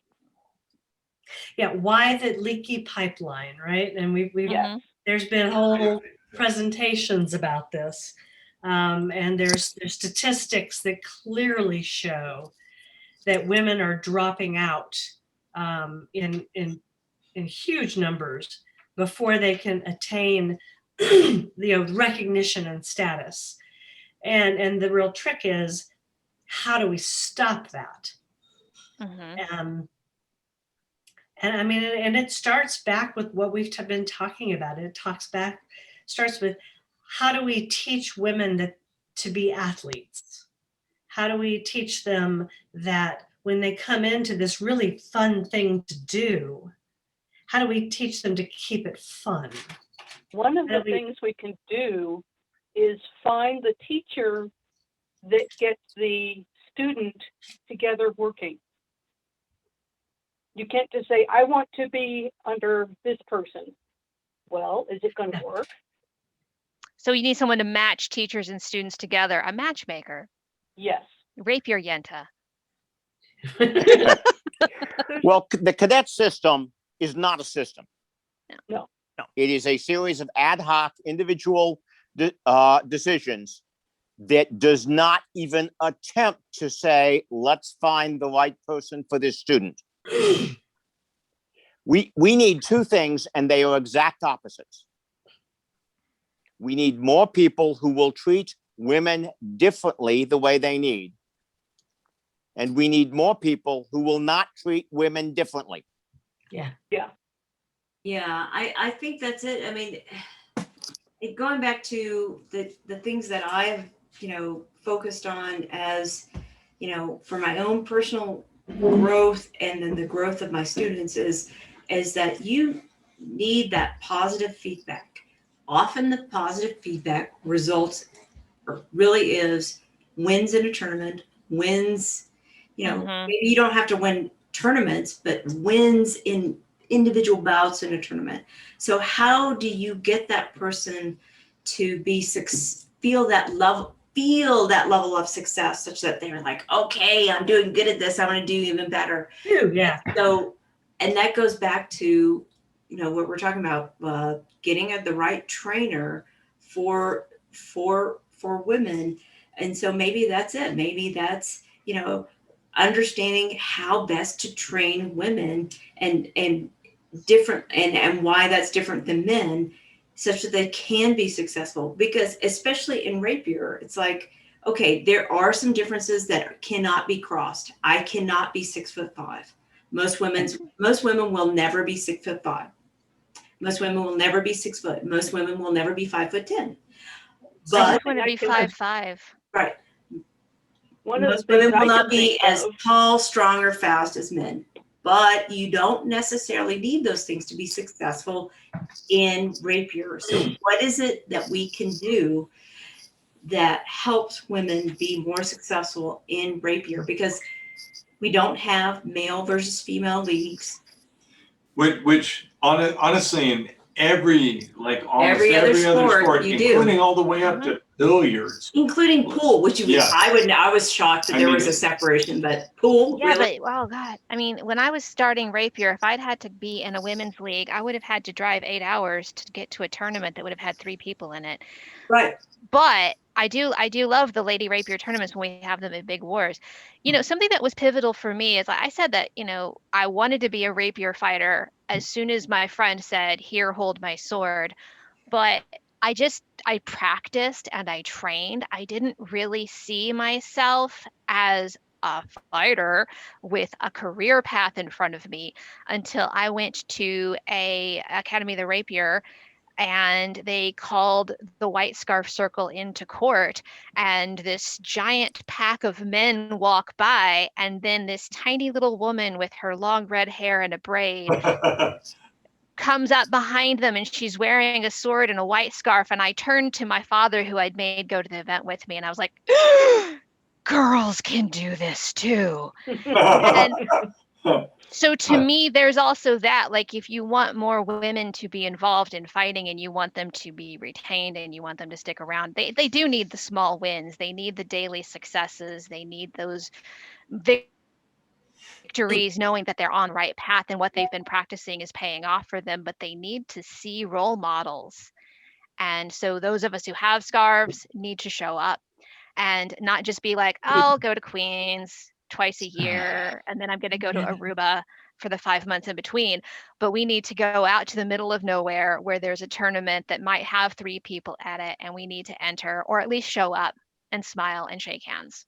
And then in circles, we need to speak for each other. We need to speak for each other. We need to call out when we are seeing inequities.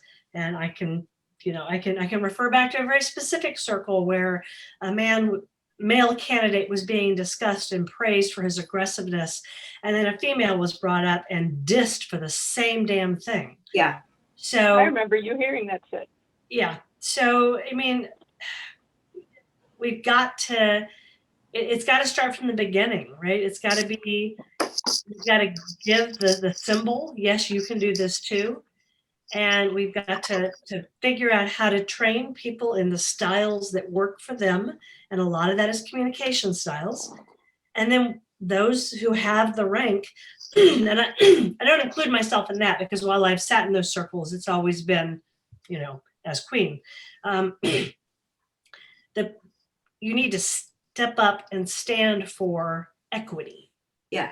And even if it's uncomfortable, because I would say, as far as the whole thing, as far as judging women for being ambitious, that's not just a male thing that does that. We can be our own worst enemies. I probably have been pretty harsh on women in the past before. And so I try to think about it, but I have to always remind myself, am I being unconsciously biased because of the way I was raised? I might have had it hard, but that's because it wasn't fair for me. Doesn't mean that I get to propagate that to other people. There's us judging each other based off of cultural norms that we were raised to enhance, we were raised to gatekeep our own gender, but there's also the competitiveness, and I was not raised to be a competitive person, but I developed sideways competitiveness in being less competitive than anyone around me and being proud of that. But no, one of the competitive things is like, I am the alpha female in my local group because I'm the only one. And I go to another tournament, and how dare this other woman be alpha female when I am alpha female? Yeah. I suffer for the same thing. I'm very, by nature, I wasn't raised this way, but naturally, for whatever reason, I am really competitive. And so, when I meet another woman who's really competitive, I'm like, it's on, I don't know why, because I don't do that with other males. So I don't know why.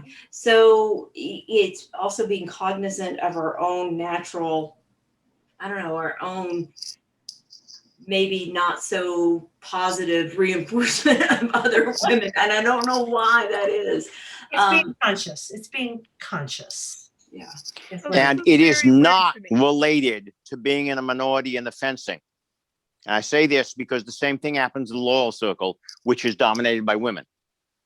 And the men who speak against a female candidate are usually far more measured than the women who speak against a female candidate in the Laurel Circle. So it's not about there not being enough women in the scarf and the collar circle. It's part of the culture.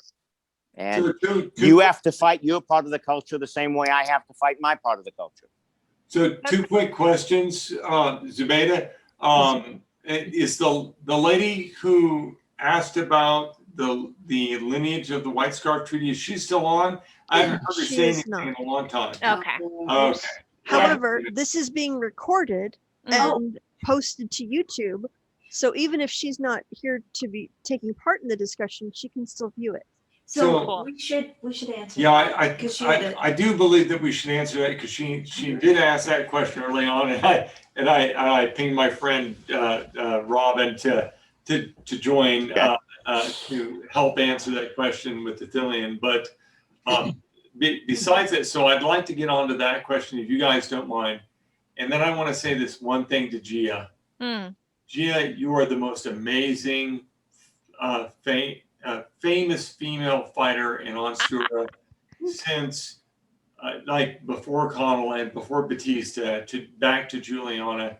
You inspire so many people, and getting a chance to, I never get a chance to really know you, but I'm so inspired by your words and your logic and your intellect and your approach to things. That is now one of my regrets from leaving Ansteorra, is never getting a chance to know you. And I think you're doing such an incredible job, and I'm just in awe of you. So Thank you very much. thank you. Thanks for what you do. Thanks. Robin, tell us about the White Scarf Treaties. Yes. Okay. I could do a 2-hour class on this. I'm not going to do that. I would be happy to invite you to do so. I have other You have to weekends. write an outline and think about it, but sometime sure. The White Scarf Treaty was an accident, in some ways a little bit of a mistake, and not at all what it was originally intended to be. It is perhaps the most influential thing that has happened in the SCA. I think it is crucial, absolutely crucial to the fact that for the first time since 1971, there's a new peerage order. Because the White Scarf Treaty showed the known world some things that we couldn't have shown without it. And that the archers cannot show right now because they don't have the equivalent. So where did it come from? Ansteorra started the Order of the Cavalier, whose symbol was a white scarf. But this is the Principality of Ansteorra. And all of its members, Aethelyan Moondragon, well, new members have to be the equivalent of the current members. Okay, you make Tyvar, now what? We became a kingdom, and all principality orders except one were closed. There was all kinds of turmoil, so nothing really happened until the second reign, when Lloyd and Joycelyn basically came up with the structure for Ansteorra Awards. They established the first 3 grant-level orders in the known world: the Star of Merit, the Iris of Merit, and the White Scarf. And the first thing that they want to do is get rid of the name Cavalier for lots of reasons. We couldn't come up with anything. I was in that meeting because I was the assistant to the Preston's Herald at the time. Sheer luck that I happened to be there. It was me, Adelisha, Tyvar, the King, the Queen, and the Principal Herald Aurelian. That's the only people who were there. And we spent half an hour trying to figure out what the name of it should be, and finally said, just call it after the thing on your arm. Call it the White Scarf of Ansteorra. That turned out to be a brilliant decision for reasons we had no idea. Okay, we start fencing, the White Scarf starts growing, and by 1987, it's been noticed elsewhere.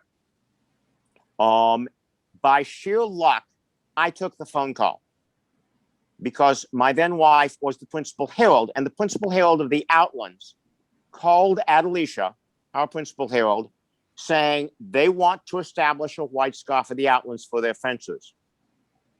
But they didn't want to do it with just an ordinary letter of permission to conflict, because that's us giving them permission. They needed a letter of permission to conflict, to use the name, because we have it registered.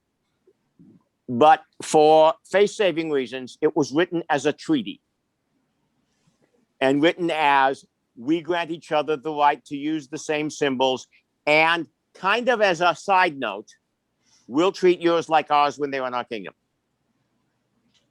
I was horrified.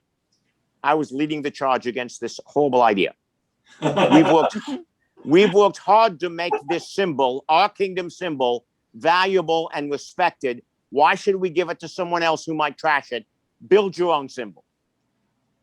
The argument that convinced me not to fight the idea of the white scarf becoming a more than one kingdom symbol was, if they want it, it already is. It's not just a one kingdom symbol if Outlands wants it. Mm-hmm. But so we went out to the Outlands War. Wait, who made that argument that convinced you? Ooh, I did. question. That's who convinces me most often. Who? I did. Himself. You did. No. I mean, several people He argues argued with me. himself We into discussed things. it in white scarf circles. but I'm the one who came up with that realization. Hey, Jay, was that when we were doing the war with the Outlands back in the 80s? Yeah. Yep. 80s. The first happened at the first war with the Outlands in 87. I was there. Me too. And we made this two kingdom thing, and there was no idea of anybody there it would be anything other than a two kingdom thing. And what's in the treaty now that says we encourage our brothers and sisters in other kingdoms to do the same thing wasn't there in that treaty then. 4 years later, the kingdom of Trimaris wanted in. Yes. Wow. I wonder why. Who said that? I did. Billion. Well, it's true that I, wearing a white scarf, wrote the first rules for the kingdom of Trimaris. I happened to be living there when they became a kingdom. Yeah. All right. You were there for a little bit. And convinced Baldar to support it. Baldar was the king by not trying to. That makes sense if you know Baldar. Yeah. Yeah. Well, we'd seen so many people move to Ansteorra and push their titles and how we do things that we were not going to do that. We were not going to say, you should call me this and such. But I called her Baroness. She called me Don. In any event, Outlands wanted it in 91. So we established it, and then it was added, and we encourage anybody else. It was about 5 years before anyone else jumped in, and then suddenly Aethelyan and Aethelyan came in at pretty much the same time. In fact, each one started a white scarf not knowing the other one was. So the fourth and the fifth one came at about the same time. And in fact, one of my cadets became one of the premier white scarves of Aethelyan. Gregoire de Conville. Who is that? Gregoire. Gregoire. Okay. I don't know Gregoire.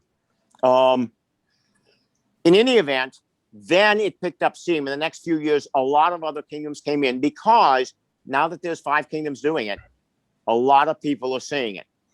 Yeah. Outlands wears it, so you see it a lot at Estrella.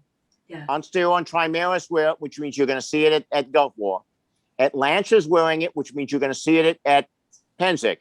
Yeah. And it took off, and then Callantyre was like right there. Yeah. No. Well, the fact is, different. The East Kingdom wanted to be part of it and didn't want a white scarf. Oh, at yeah. the same time. Yeah. And Maggie can one of the things that they had trouble understanding was the treaty isn't saying we will treat these people well. It doesn't say that. It does say we'll treat your visiting white scarves the way we treat our own. But, you know, if the king of Trimaris spat on all his white scarves and I visited Trimaris, he would be treaty bound to spit on me. It doesn't say we'll treat them well. It says we'll treat them the way we treat our own. But it had 2 huge advantages. One is lots of kingdoms are wearing. The other is, unlike most of the early things, including the Golden Rapier of the East, you can see it from across the field. Yeah. The white scarf is obvious. Mm-hmm. Well, when I was on the committee, the additional peerage committee, I pushed hard for something you could see across the field, not just an insignia. Because I saw as a white scarf what difference that made. Yeah, good point. At that point, it started growing because of visibility and because mostly the white scarf kingdoms were keeping it reserved to really high level people. Yep, the insignia was a large point of discussion on the additional peerage thing. We wanted something that would be very visible. Mm-hmm. Let me tell you 2 stories about scarves. So when John and I moved out of Ansteorra, and we're getting Rapier combat going in the mid-realm, there was the whole blah, blah, blah, Rapier fighters, they don't do shit. And we looked around and said, we got a seneschal, we got a herald, we got a bunch of heralds, we got a pelican. So we borrowed the scarf idea And rapier people who supported rapier combat in the Midrealm wore green scarves for a good long time. Okay. I still have mine. Yeah, we handed them out. Like Sonia would bring cloth and rip and then rip fabric and hand them out. And I remember about a year later, somebody asked, Sonia, is it okay if I hem this? And going back to that, it's like you sit in a white scarf circle. This is before the mod circle. You sit in a white scarf circle and they're like, well, I don't know, should we have a peerage? And it's like, well, half of us are already pelicans and laurel, so Or knights. So it's not really going to change much for most of us, So yeah, I mean, I think that really speaks to it, and just what you were talking about, Mari. I sit in every mid-level circle, grant level circle, except for the archery, and it's like AEIOU and sometimes the white scars. I mean, the white scarf of all of the 4 or 5 or 6, I don't know how many grant I've got, but it's the white scarf is a peerage, period. It is the only one of all of the grant levels that I've got that ever asks what else you do, right? It's like, in the white scarf, when we were bringing up Marie, it was like, well, what else should she do? Well, she does a whole bunch of other stuff. And it was like, but you never hear that when you're bringing out somebody for an iris or whatever, or anything like that. It was like, well, what else do they do? It's like that. They don't even do it. When I mention that in a centurion, I get laughed at. My brothers who I can just trash, they laugh at me because I bring up what else do they do. And so of all of the grant levels, the white scarf, in my opinion, and I got this first and 1,000 years ago, but it's the peerage. In Ansteorra. And so, but then it becomes that Margaret, it becomes the difference of once you're already a peer, how do you then differ? Like, so Marie, Gia, I'm sorry. No, Marie is my SCA name and Gia is not my real name either. So you can use either one. All right. So why are you a mod now? Nope. So why not? And we don't know. And so I don't. I'm not in that circle. Because I can only make her a mod or a white scarf. So I made her a white scarf. but that's my point, is that the difference between that's a really hard, the difference between a centurion and a knight and a white scarf and a mod. Yeah, that's that's hard. Yes, we talked about this while you were queen and I was princess, and I talked about it a lot with my successor. And I think that the difference is becoming in Ansteorra. Are you a queen? Yes. Because the white scarf is always going to be the queen's man, but a mod doesn't have to be. So speaking as the oldest white scarf, that's not the same. That's not the same difference. I mean, because in Ansteorra we're talking about a nuance, whereas in other kingdoms, it's a really big difference. It's huge difference, yeah. But in other kingdoms, they don't ask their white scarves to have peer-like qualities. So there is that big difference. I have never thought the white scarf was as low as a peerage. It has higher responsibilities. It has more urgent requirements. I was in a conversation at some war years and years ago, and some peer was getting upset that there were, and it wasn't even white scarves, it was cadets, saying that the white scarf was as important as a peerage. And it was getting kind of difficult.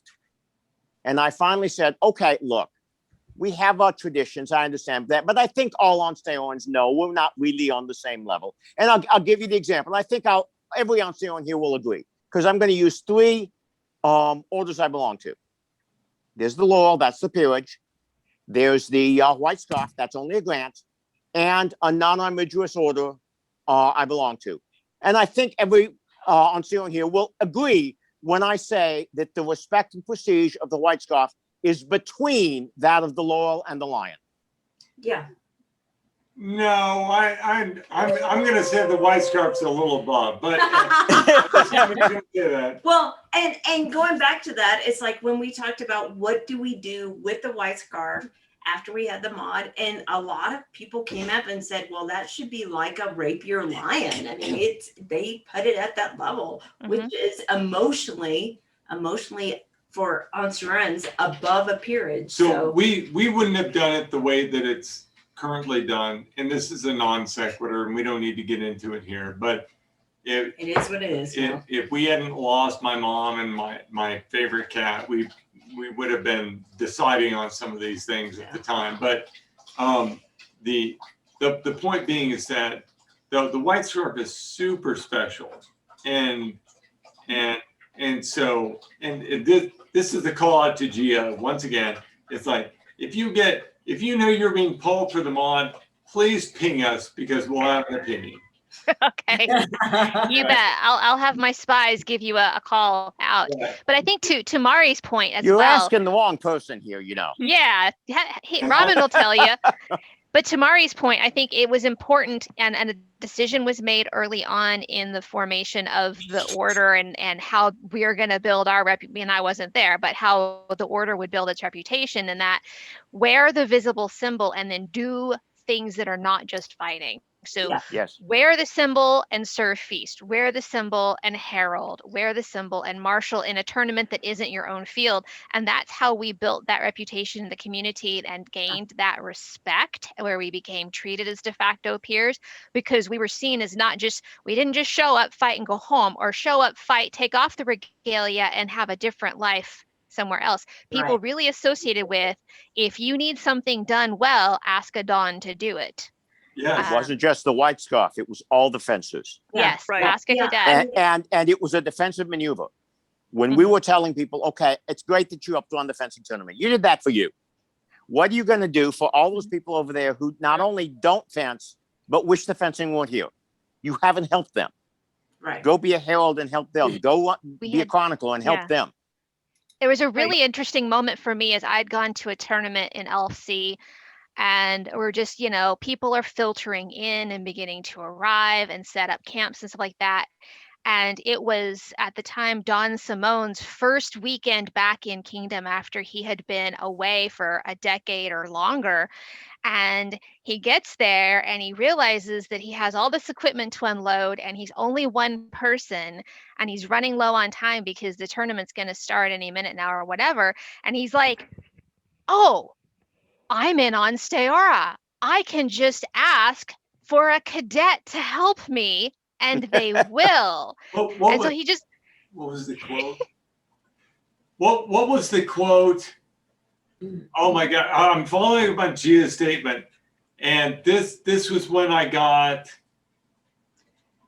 an award from Athena. So Robin, you may remember this. Oh, the difference between a squire and a cadet. Squire and a cadet. Yes. So this is a Queen's Champion. I come in the semifinals or something like that. I think it's like one of the 89 or 90. It's one of the fantastic. It was Selena who said it. Was it straight? Oh, you say it. All right. So okay. So you set it up. So Athena, this is Queen's Champion, like 19 blah blah blah blah, and so Inman's not paying any attention. Oh, he's probably off fishing. No, he's fishing. He's fishing with Thorvald. He's fishing. Oh, that way. So Inman's off fishing at the side. It's in the tournament I won a bunch of Black Oak Keep, right? Yeah. So and I got my ass kicked by not Galen, but not Santre, but Dupre. So Dupre beats me. I'm out of the tournament. The finals come and I don't remember who wins, but it's one of the A's, Dupre, Santre, Galen, whatever, and they call for someone to bring back up a minute. Sure. Yes. At the Royal Pavilion, they're thinking, okay, we ought to take Was it an ice tour chest? Ice down chest. to the king with some beer because they're down there fishing. And it And- was Anna. Anna was the Anna, head yeah. lady in waiting. Yes. And Serena said, you don't have to do that. Just call a cadet. And Athena, who knows nothing about fencers, but is the wife of a knight, said, oh, do the cadets do things for you like squires do? And Serena said, well, they do things like you, but not like squires. They do it with joy and pizzazz and excitement. Panache. And Panache. panache, yes. Panache. And then she called out, is there a cadet here who can help the queen? Miguel and Esteban, who are at that moment, neither of them cadets, Yeah, true. jump up from directly across the field, run across the field. One of them leaps over the list field That was me. and lands on his knees in front of the queens. The other one slides under the list field, That was arms Esteban. out. We're both shirtless. And 'Cause about it's like- 25 years old. Yeah, So, we're- you know. we're 25 up. And Yeah. I've been modeling at the time. So we run in there, we slide in, we jump over, and boom, here we are. And that's Serena said, what did I tell you? And she still loves that moment of you two absolutely verifying what she said. Yep. And so we get out there and it's like, what do you need? It's like, take this ice chest down to His Majesty. So we haul our asses down to Who the probably pond. did not enjoy or appreciate the shirtless part. No, he did not at He all. was like, Not at all. So we take this ice chest down to Chuck at the ice chest. Well, he appreciated the ice chest. he appreciated not that you were shirtless. No, he had no idea who the hell we were. But yeah, so I think I got I got like Queen's Rapier or something like that for taking an ice chest down to the king Shirtless. shirtless. But to Robin's point and to everybody's point here, it's like it was because the whole idea, a concept that the white scarf was panache and presentation and service and all of these things that all of the other awards that I can speak to that I have that don't take into that concept, right? Mhm.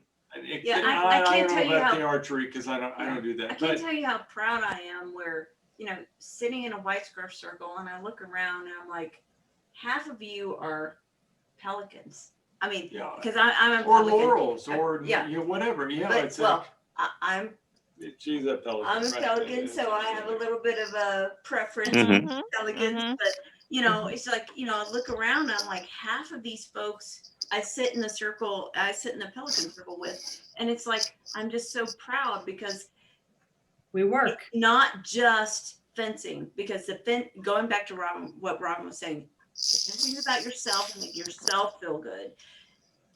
These other things, these things of service, and in some degree, the panache part is about making other people feel good, and that's what makes me feel so proud, and about being a white scarf. So, Yeah. A few years ago, someone came up to me, an archer from another kingdom, came up to me at Gulf War and demanded to know why I thought the fencers deserved a peerage and the archers didn't.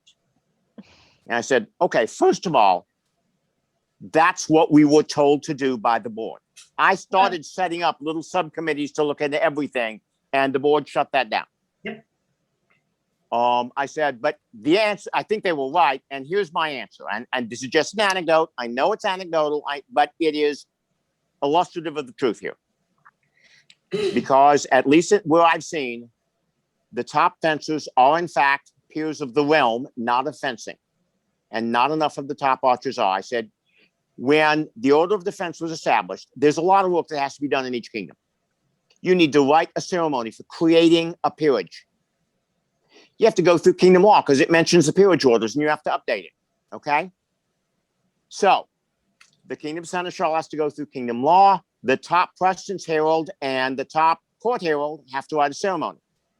What that means is that Don Brian went through Kingdom Law while Don Modius and Don Robin wrote the ceremony. That's why I think, and if it had been an archery peerage, it would have been the same 3 people, not 3 archers. Yeah, and when we because I chaired the committee when I was on the board that did the 4th peerage, and we had a lot of discussions about whether we were just going to do. We did polls and all that kind of stuff. But I mean, quite frankly, Rapier was the only other segment of the society that had become foundational. Oh, that's well put. Yeah, I mean, I love that thing, foundational. Yeah, it had become foundational. And I think the only kingdom, well, Callantyr and the West were like the most recent, but the West was just playing around with not, Rapier, no Rapier, whatever. I mean, it was a solid foundation of people. And Callantyr, even though it hadn't had officially Rapier for that long, it had a huge community. Yeah, because they would come down to Ansteorra. Yeah. They were so committed, they would travel to another kingdom. Yeah. So It was the only community that was foundational to the SCA. And so we told the committee, no, it's Rapier. There may be something else later, but we're not going to do that now. Well, I will also say this is like when I have sat or visited folks who are on Vigil for a Mod, very rarely have I had to, said to happen once, but very rarely have I had to explain, hey, you need to look beyond your own community. Yeah. In general, by the time people are at that level, especially at the white scarf level, or especially at what we expected in Ansteorra for white scarves, they were well versed or well embedded in other aspects of the society, such that they didn't have a myopic view of the FCA, such that it was only just fencing. When I started fencing, I was myopically a fencer. I was specifically and strategically and tactically a fencer, and I fence. And Rami can attest to this. I was really, really good at killing people. Yep. And I was not in any way a white scarf, nor what one would consider a mod. And so, but looking back, it was like, oh my gosh, that is what the community is. By and large, whether you're a white scarf or a mod, if you've reached that level in Rapier, you are you are an SCA level player.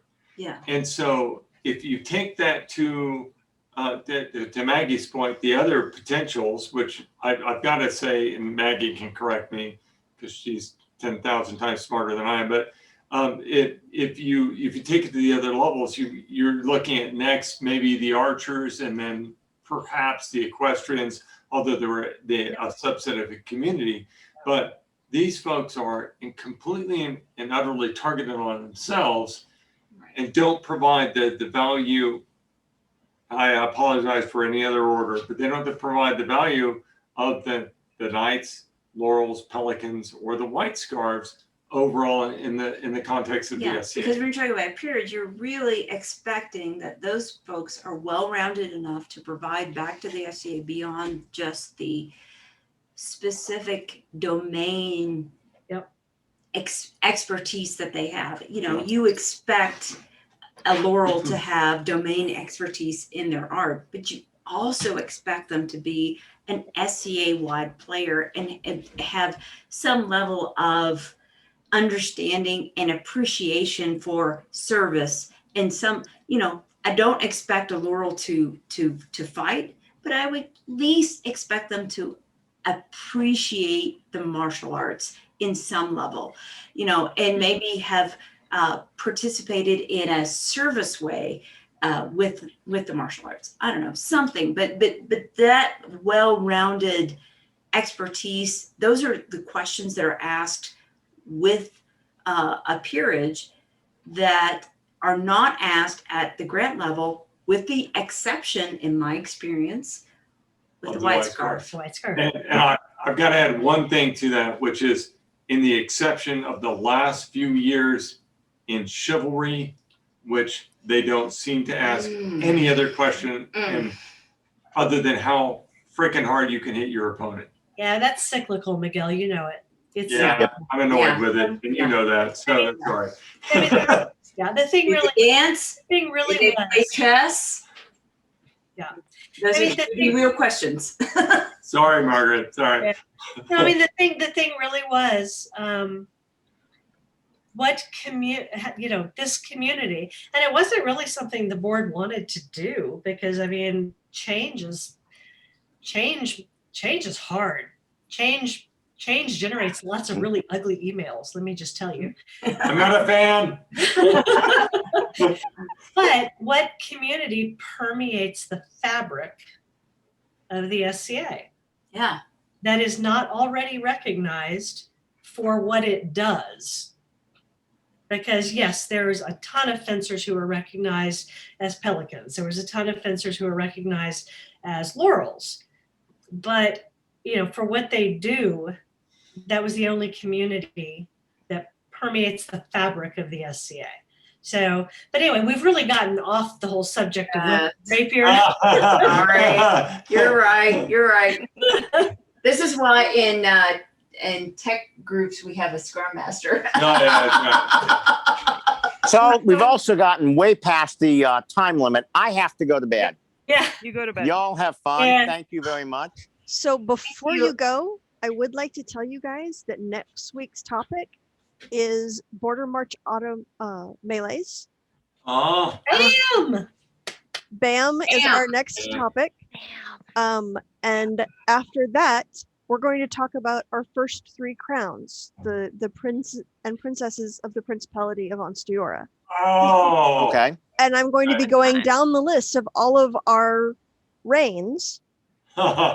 And right at about July 18th, I have these folks named Miguel and Conall on my list. So I'm really hoping that you can join us. But I have till the end of the year. Woo! I have you August 28th. Okay. Oh, it's her birthday, right around her birthday. Yeah. So Awesome. somewhere in there. But Okay. that's if I only do 3 reigns each week, no other topics. So Okay. We'll see. but we've got some of our older crowns that are not in good health, and so I want to start those conversations like immediate months. So Yeah. Good Yeah, idea. yeah. I mean, him and that old bastard, I don't know if he's going to survive another week. Oh no. He He's- will survive. he is gonna here. live long on his But- hatred. Please don't tell him that or he'll No. kill me. He will kill me. He is here Like- on a regular basis. Yeah, I heard that. I'm surprised he's not here this week. In fact, Run. Bye-bye. thanks so much. Good for night, being here. everybody. It was wonderful to see everyone. Mwah. Yeah, everybody. Bye. So yeah, he actually, I just finished yesterday making a piece of lamp work for him, which I am shipping off tomorrow Oh, nice. Oh, nice. Ah, because I get on here with Catalin and she mentors me with my lamp work beads. Oh, nice. And Inman was like, so what does it take to get one of your things? And I'm like, you just have to say you want one.